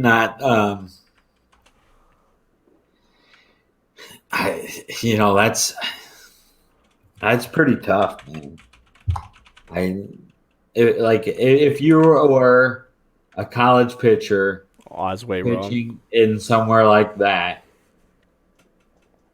I'd expect you to have some crazy ERA or something, and it's just not there. So it's he must throw hard.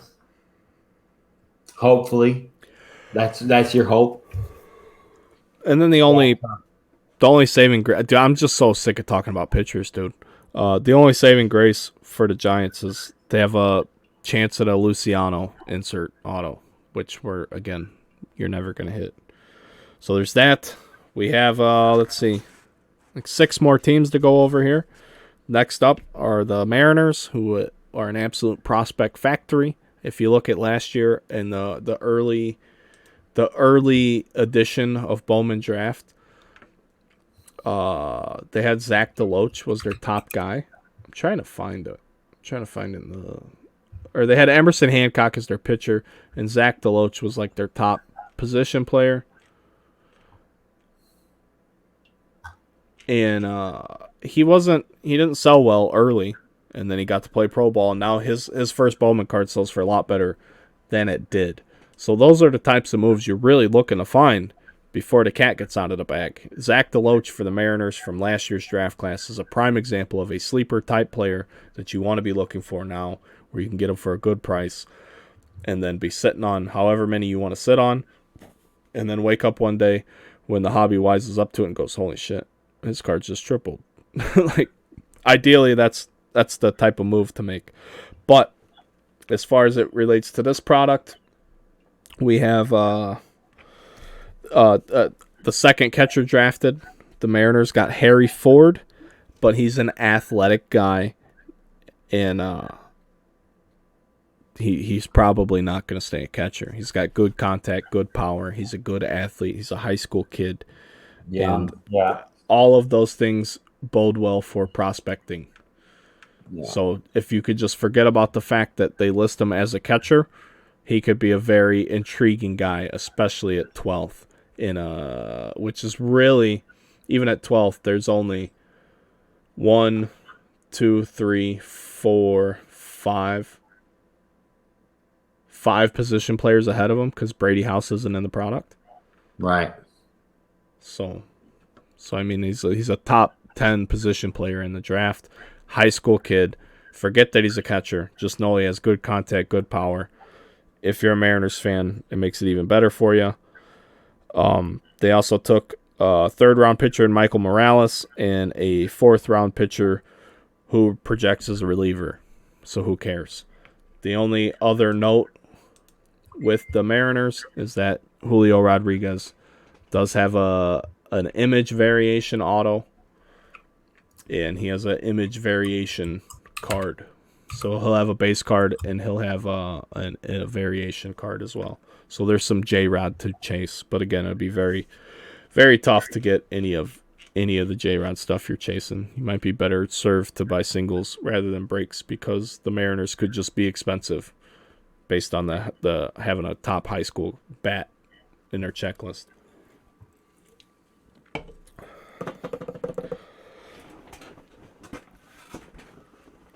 Cardinals. The Cardinals are next, dude. I think they're all fucking pitchers. I think they have one position player. All right. So what do we have here? McGreevy. Michael McGreevy, 18th overall pitcher, high floor. They say he's very polished, and his ceiling could be higher than people expect. I don't know what any of that means. He throws 4 pitches and a lot of strikes. He only had 11 walks in 100-plus innings in college baseball last year. Ryan Holgate, 2nd-round guy, outfielder. They compare him to maybe potentially a guy like Michael Conforto. Good bat, maybe not the best defender. Zane Mills, 4th-round pitcher. And then some kid named Austin Love, 3rd-round pitcher, pretty vanilla, projects as a reliever.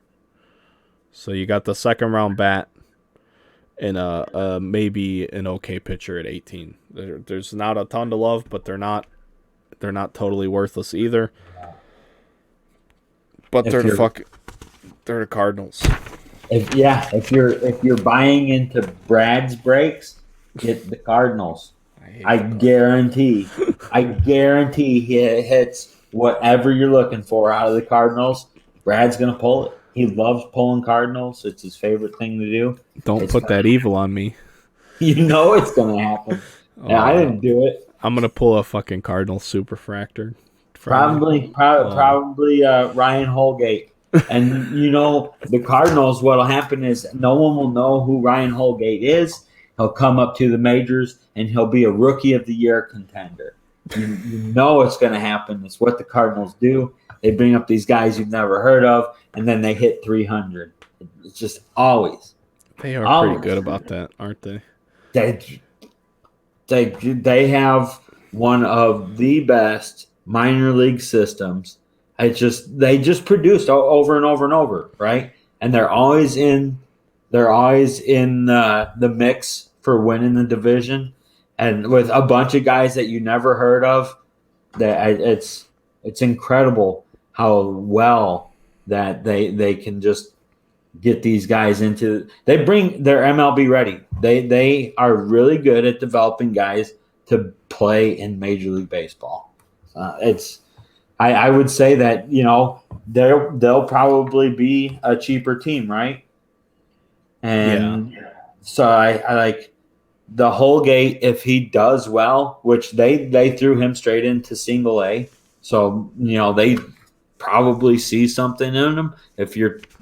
He's a younger guy, so I mean, the Cardinals, man, they know how to make these guys. So he's a lefty hitter, so it can turn out well.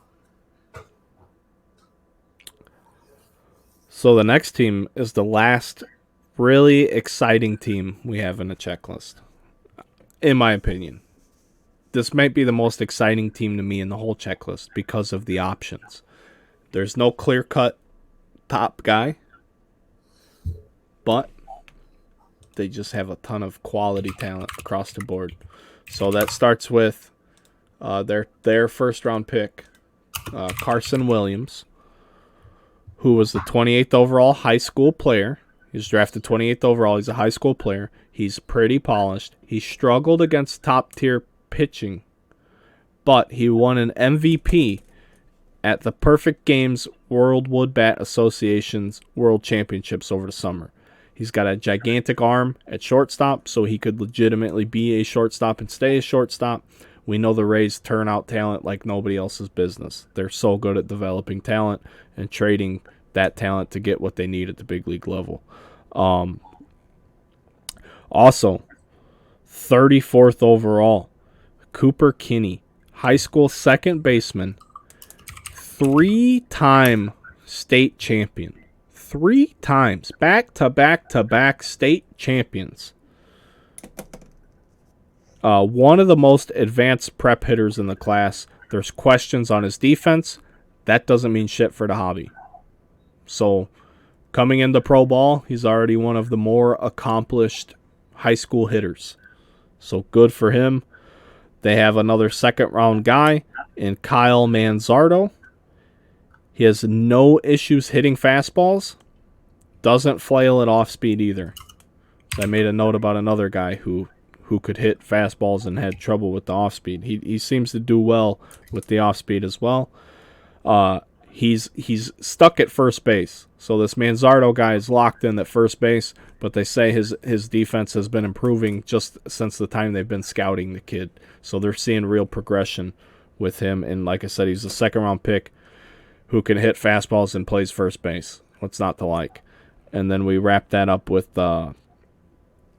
Ryan Spikes, who's a third-round high school shortstop who does hit the fastballs, but he struggles with the off-speed. So he's a lot less polished in the hitting, but he's a third-round high school kid. Again, the Rays just continue to go young. They grab all these high school kids, and they just bring them along. They know something on how to develop that young talent where maybe these guys aren't necessarily physically mature yet, but they still know how to teach them everything else while they're still filling out their frames. So the Rays just do a phenomenal job. I don't see why there's any reason one of these Rays guys doesn't pan out. Who knows who it's going to be? I think that's the fun part of prospecting. I think that's why I don't like prospecting so much, because I just like to watch it play out. I don't want to have a ton of my money tied up into it. Like, let's let out of those 4 kids, let's see which one figures it out, because one of them's going to. In that organization, I have no doubts that at least one of those 4 will make it. It's just who and why. What do you think? Like their pricing is going to be like? It's tough because I haven't done it. So I'll do my pricing tomorrow because I don't pre-sell. Like people are already filling breaks. There's already people that have ripped cases. I'm not saying breakers have ripped cases, but I've seen people post pictures. There's fucking singles on eBay already. Nobody's doing anything about it, which pisses me off because even if I have my product here in hand, there's still a set of rules I have to follow, and I don't even get to deal with the companies directly. So if that's a whole nother complaint. But I will do my pricing tomorrow, probably while I'm watching this back. The Rays. I think that's going to be a good value team there. I don't know. For me, maybe I think I'll have them priced pretty fair, but they could be a good value team in other places, where they don't do this type of research. So, obviously, they could end up being more expensive. I have no idea because I have no idea where I'm setting the bar. Like, who's the top team and how much are they? That's where you got to start. Then what's your overall case price number need to be to make you happy? And then this is how I do it. So, I always know what my product costs. Then I know what my number needs to be to cover the shipping, the sorting, the supplies, to do it professionally, to do it the way we do it here at Underground. I know what that number is. Then I literally go through with the checklist. Shout out to Thomas Wolf, Group Break Checklist. He does them the best. I've always preferred Group Break Checklist since day one. It's just easy. It's all right here. You can scroll team by team, look at everything they have to offer. All the autographs are here. All the base cards if you want to take those into an account. Then I go through. I give every team a number. Just a number. Like, I don't think about it too much. It's like a rough draft. I number everything. Just go through it. Then I add it up. I see where the number's at. And then while I add it up, sometimes I make little arrows up or down. Like, as I'm looking back through it, I'm like, oh, shit, they're not $80. They need to go down. Or, oh, shit, they're way more than $80. They need to go up.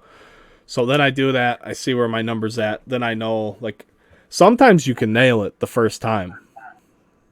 Sometimes you're off by a couple hundred, and then there's certain products that are just so incredibly tough to stretch out. You like put the numbers on every team where you think it's fair. You add it up, and the number's still not where it needs to be.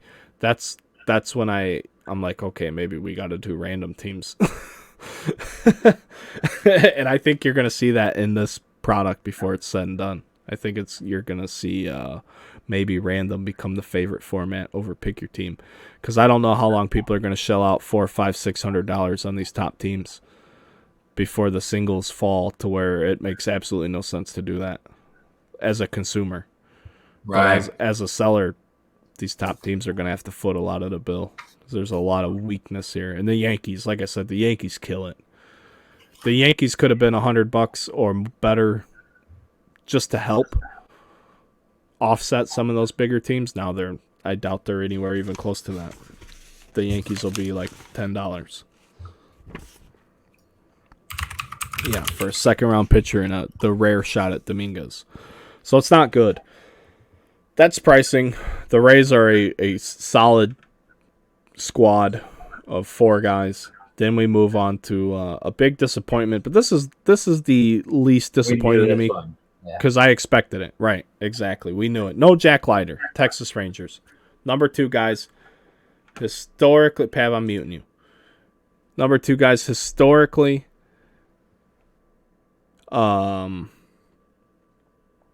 held out for the next year's Bowman Spring Baseball release. Last year it was Austin Martin at 5. The year before it was Bobby Witt at 2. I don't remember who was the 2018 draft. I don't even remember who was the guy in 2018. Joey Bart. And then 17, Hunter Green. Hunter Green was held out because he was 2018 Bowman. He was on the box. Hunter Green with the dollar signs. 100-mile-an-hour laser beam fastballs getting hit out in the futures game. He still hasn't recovered. He was giving up so many home runs. He stopped signing his name with dollar signs. So there's that. We have no Jack Leiter, but we do have a nice sleeper. He's not really a sleeper. You have a second-round pick in Aaron Zavala, outfielder, Pac-12 Player of the Year. Tons of hits, not a lot of pop. Golden Spikes finalist. So, for hobby purposes, he's not going to hit a ton of home runs, but he is a really good ball player. I don't know how that's going to affect anything. And then Mitch Bratt, 5th-round left-handed pitcher. And then the other noteworthy thing about the Rangers is Luis Angel Acuna has an insert auto, and Maximo Acosta has a image variation auto. So they have 2 rare autos of some nice prospects that you could potentially hit, but nothing in the first Chrome department that's going to make a difference.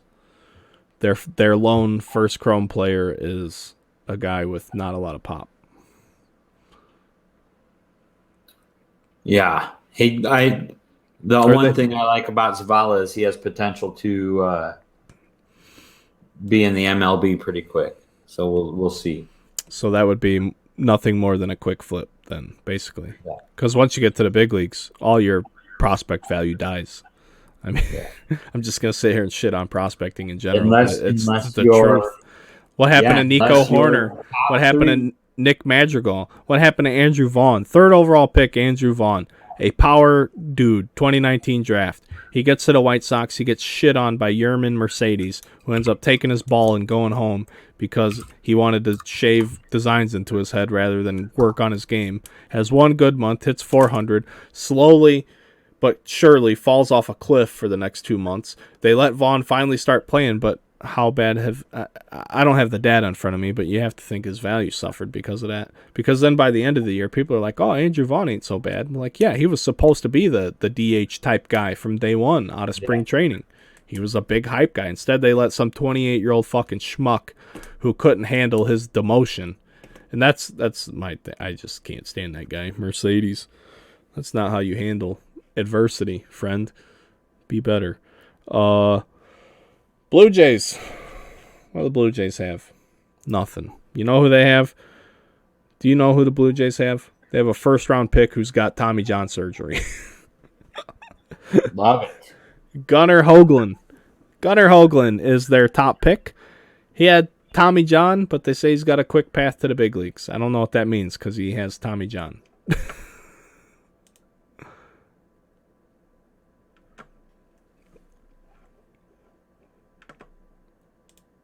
Hey, you there, dude? Check your mic. They got pitchers. Yeah. They got pitchers. We love pitchers. Yeah. Is my fan loud? No, you muted yourself and didn't unmute yourself. No, earlier. No, I can hear myself half the time when I'm talking. So you're not wearing headphones, are you? Oh. Yeah, stupid. That's why I gotta edit all the audio. Fuck. It's all good for the video. The video, I don't care. Told me at the beginning of this part. Check the chat, dog. Oh, Jesus. Oh yeah, that's okay, dude. We're almost done. That was like almost an hour ago. You told me that. Well, I tried to tell you. So, Gunnar Hoagland, their top guy, Tommy John, quick path to the big leagues. And then you got Ricky Tideman, 3rd-round pitcher. They got 2 pitchers. Who gives a shit? The Blue Jays are going to be $12. $12. Yeah. You know what I mean? Yeah. And then you get to the Nationals. The last team. Motherfucker. The last team, a legitimate high school stud prospect. Stud. This was the guy. This is Pav's guy. Fuck. And he has all the inserts. This makes no sense. He literally has 4 different inserts. He has a base card, no autograph. No autograph listed. It's just disgusting. And then they have the saving grace, which will make them a $30 team instead of a $25 team. TJ White, a 5th-round high school switch hitter, as their lone autograph, who, by all accounts, is very intent on improving, and just in the time he's spent has already proven that he's a very coachable player. So, it's a 5th-round pick, though. high school. High school is the only thing that helps offset that 5th round selection. So there you have it, folks. That's 2021 Bowman Draft in a 2-hour nutshell. Okay. Since I'm not selling anything, this is who I'm buying. Go ahead. I'm buying Orioles. If I'm buying top tier, I'm buying Orioles. I'm buying Brewers, and I'm buying Twins.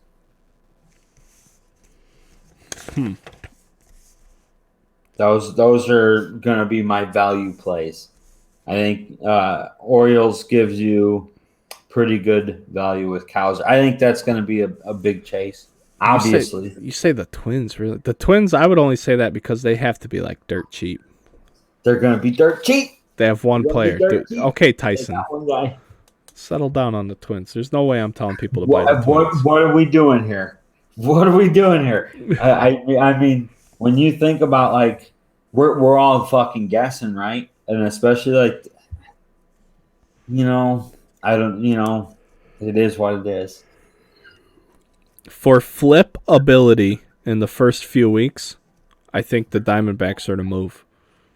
You have Lawler. Like I said, you have this Del Castillo kid who's ended up in the 2nd round, who was projected in the top 20. So I don't know what happened there. Something happened. Good or bad. That could hurt or help. I don't know.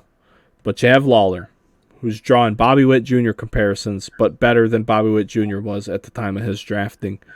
And then you have this other pitcher, Steinmetz, who, like I said earlier, is the first Orthodox Jew drafted. And for flipping in the first few weeks, that is going to hold a significant value over other pitchers that were drafted in the 3rd round. So the Diamondbacks have a couple of key players. I love the Red Sox. The Marcelo Mayer people are just oozing over him. People are going to love the Reds. I like their lesser players. So depending on their price, the Reds could be very intriguing. They have a really great athlete in Jay Allen. The Cubs suck. The Braves suck. The Indians suck. They drafted 17 pitchers. The Rockies, I really like the Rockies at Benny Montgomery at 8th. They say he's the fastest guy. If his power develops, it's going to be fantastic. Detroit could be a really good sleeper team as well, outside of the 3rd overall pick, which is a pitcher. The Isaac Pacheco kid, 2nd round pick, big, raw, lefty, tons of pop, maybe the best pop in the entire draft class. That's not me saying that. That's Major League Scouts saying that. And he's 6'4", big frame, lefty, can probably rake his ass off. The Astros suck. The Royals have one catcher who may be the best high school hitting catcher, but will not stay a catcher. Other than that, they have a bunch of pitchers. The Angels suck. Pitchers. Dodgers. Pitchers.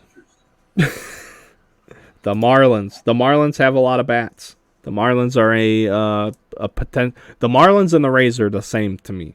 I don't know if they'll be dollar amount the same, but in terms of what they bring to the table.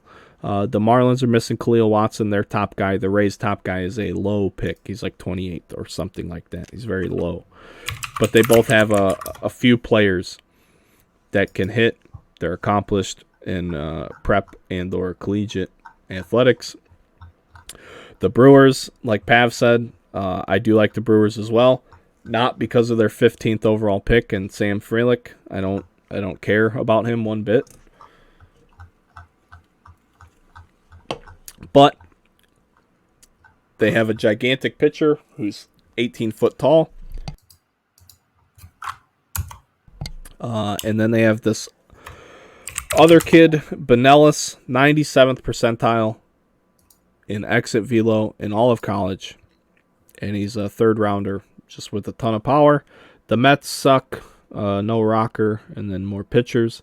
The Yankees are abysmal. Tops fucked us on the Yankees. The Athletics, the same thing, man.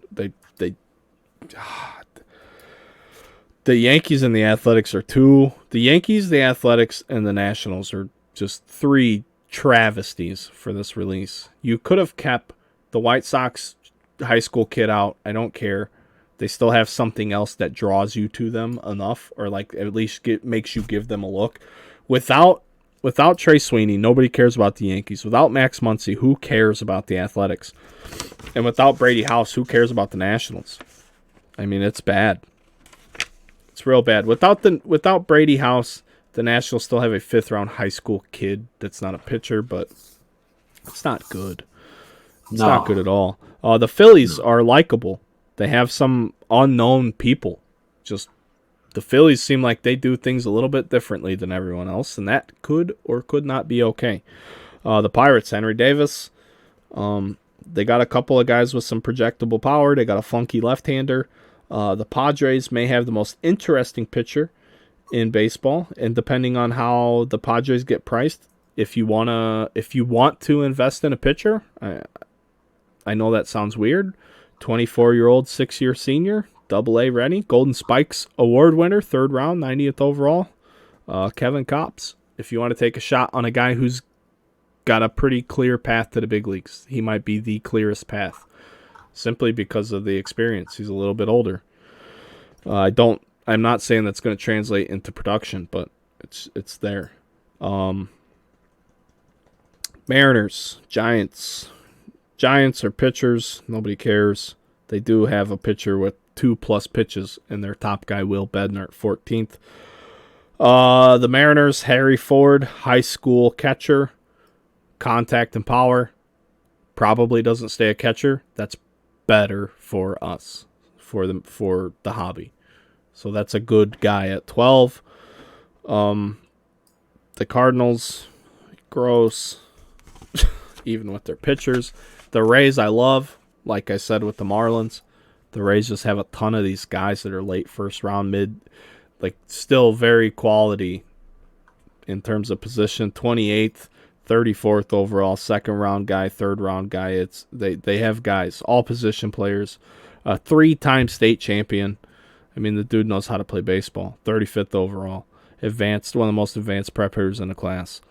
Their top guy ahead of him, 6 picks ahead of him, is very polished. Although he struggled against top tier pitching, he won an MVP award at some summer wooden bat championship. So he's got a huge arm. I love it. The Rangers stink. The Blue Jays stink. The Nationals stink. There's a lot of stank being spread around this product. And the tops, there was 3 teams. I mean, I can give a pass on the White Sox. I can give a pass on the Cubs because that's a pitcher they're omitting. Even the Reds, I'm giving a pass on the Reds because I like some of their other draft choices that are in here. And that's a 17th overall pick. So if you want to hold him out, that's fine. But there's 3 teams just that eat me alive. So there's literally 3 teams I'm okay with them pulling their 1st round guy out. I don't think it affects the balance too much. But then when you look at the Nationals, the Athletics, and the Yankees, not having those 3 is really going to hurt pick your team pricing as far as breaking goes. So that's my big summary. If you just want to watch the end of it. Right. If you don't want to watch all of this, you could just come watch the end.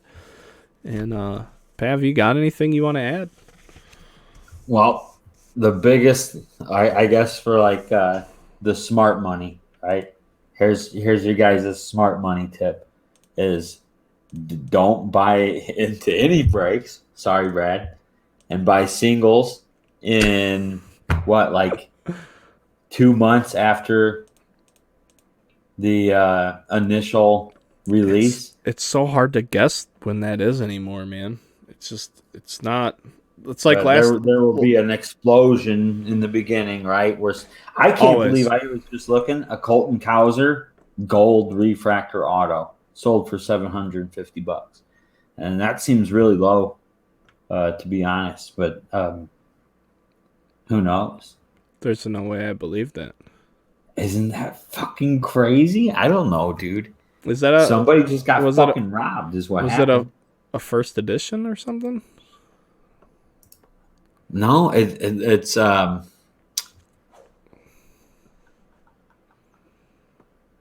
I don't know. I'm not looking at eBay stuff right now. No, dude. Let's wrap this up. We're not doing that. I'm not talking comps on a product that's not out yet. No way. Okay. Yeah. Well, because they're not supposed to be out yet. I would assume that card should be like $2,000.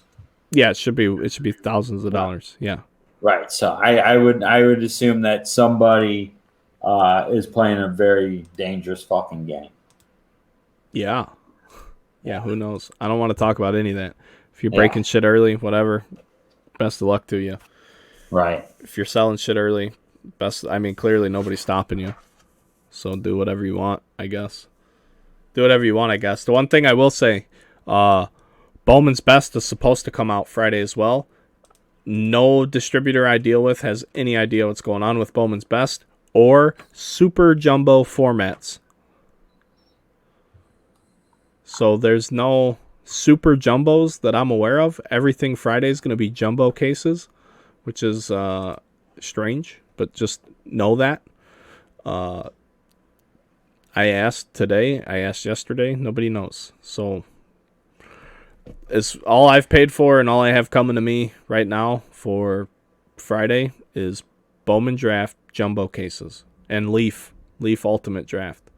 But no Bowman Draft Super Jumbos and no Bowman's Best yet, which are both Jumbos, 5 autographs per box? No, Jumbos are 3, Super Jumbos are 5. But it's very similar. What is it? It's 8 and 3 for Jumbos, 8 boxes in a case, so you get 24 autos, and then Super Jumbos are 6 boxes in a case for 5, so you get 30. You get 6 more autos out of a Super Jumbo case, but you probably get more color out of a Jumbo case. Don't quote me on that.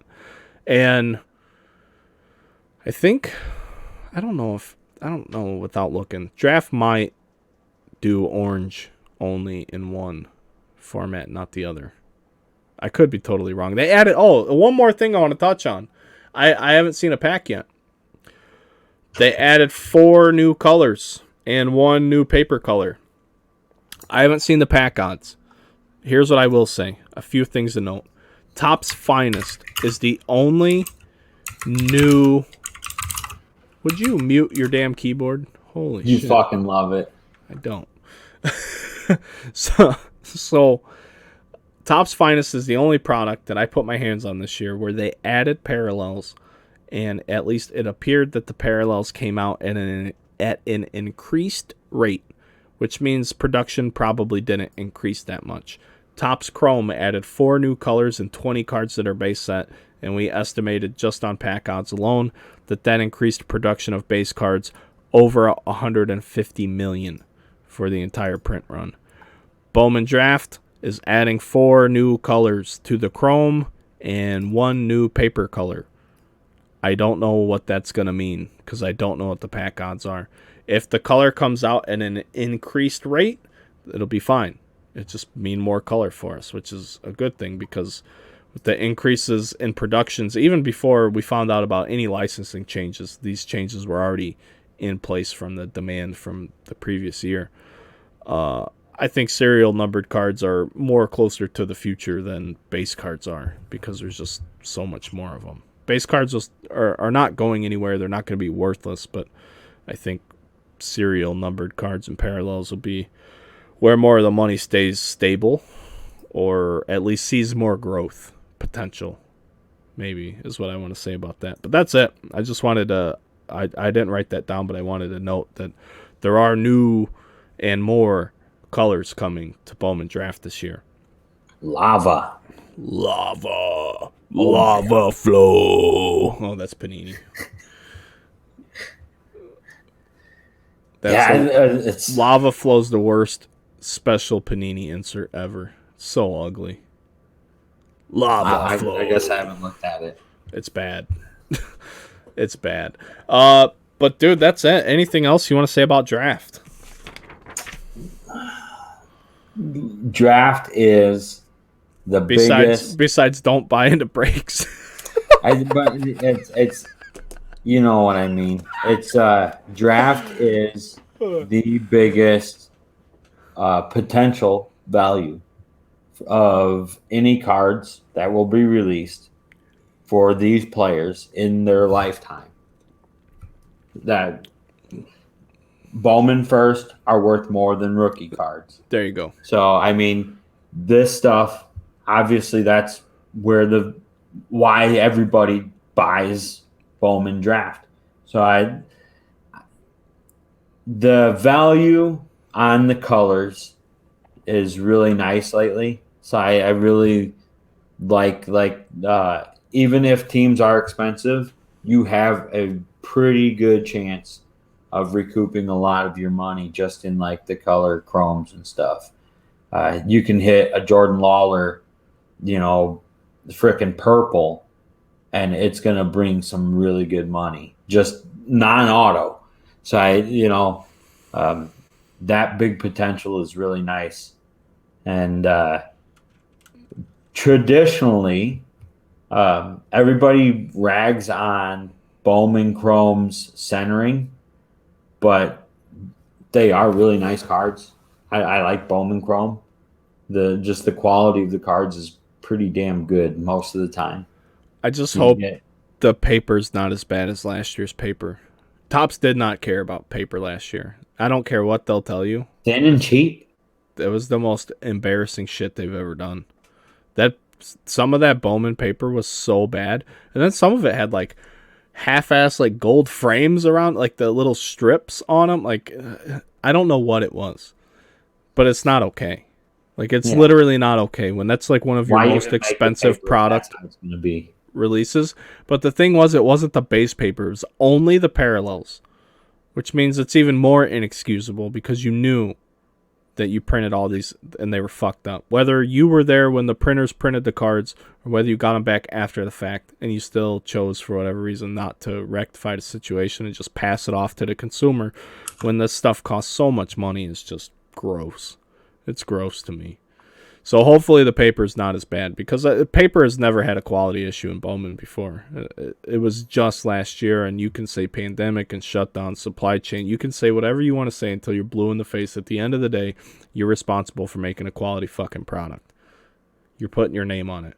Just because the demand's so great that nobody's going to stop buying your stuff doesn't make it okay. It's my big principle. I'm a man of principle. Choose that over money any day of the week. Bowman Draft's one of those things I could tell people 100 million times not to buy into breaks of Bowman Draft. You know that stuff's going to be one of the fastest selling products. That's what I did about Topps Chrome this year. The cases were over like $4,500 on pre-order. I'm like, if anybody is buying into breaks at that, just know the breaker is absolutely molesting you. They're literally making $3,500 a case off of you. And for what? For 150 million more cards that are worth less because the class isn't that strong? Like, oh my God. I was blue in the face telling people to just chill on Topps Chrome, let it come down. And no, it didn't matter. $140 a spot, I remember, on like jumbo breaks, and that was like a cheap price, and they're filling in seconds. Not me. I didn't even break Topps Chrome the first week it came out. I just couldn't do it. I think I broke one case at like like $4,000. And I'm like, dude, I don't feel right about this. And then it was literally because the people asked me. They're like, will you please break some Topps Chrome? Like, we know I'm like, well, I'm in this weird predicament where it's either pick the money or do what's right, but I need to make the money because I'm not a big timer. You know what I mean? Yeah. So when's Bowman's best? It's supposed to be Friday, and nobody's heard about it. So what I heard was the printers are saying there's more COVID outbreaks. Whatever that means. Yeah. They got the cold. That's what I'm waiting for. Yeah, me too. Me too. Absolutely waiting for Bowman's best. Whatever. I'm on it. That's a collector's product there. That's like the problem is it's getting priced to the point where it's really not. Yeah. Yeah. It's the most it's ever been on allocated pricing too. It's the most it's ever been. Hopefully the resale reflects that. That's always been the big downfall, right? Resale was a lot better on it last year. I will say that. But boxes got almost $400 last year on Bowman's best. That's absurd. but it's all chrome on-card autographs. 2018 Bowman's Best, Juan Soto. I want to see if it'll show us yet. Just peeking around DealerNet. Bowman's Best isn't even... It's not even on DealerNet. Bowman Draft. Jumbos are available. Super Jumbos, I don't see any for sale. Oh, there's only 4 dude, this is crazy. It doesn't make any sense. There's only 4 boxes even available to buy on regular Jumbos. Everybody's wanting to buy this shit, but they're paying so much money for it. But anyway, actually, hang on, friends. You guys can leave if you want. Have a great night. If you're on YouTube, like, comment, subscribe, like the video, talk about it. What I want to see. Okay, so I don't want to disclose that number. I don't want to disclose that. Sometimes I say too much, so I want to look at something before I go talking. Okay. So let's just do it this way. At factory cost, Bowman Draft Jumbo boxes are almost $30 more than they were last year per box at the cheapest of factory costs. It's fucking crazy. And I'm just going to keep going back years and see what 19 was. And in 2019, yeah, so it was from 19 to 20 was the gigantic spike. It basically went up over $80 a box from 19 to 20 draft factory price. Pav, did I lose you, bud? You're still muted. I'm good. All right. Well, that's it then, friends. Thanks for tuning in to the Underground Runaround Bowman Draft edition, Bowman Draft special. We'll probably be doing these for every major Bowman release moving forward, spring, fall, winter. And then if there's any other products, like maybe Topps Chrome, we might do a big rundown on Topps Chrome. Just the real key big baseball releases, which there aren't a ton of, where you need information that you probably don't already know. Hopefully this is helpful. If it is helpful, reach out to Pav or I. Let somebody know that you got something out of this. Interact with the YouTube. Hit the like button, like I said.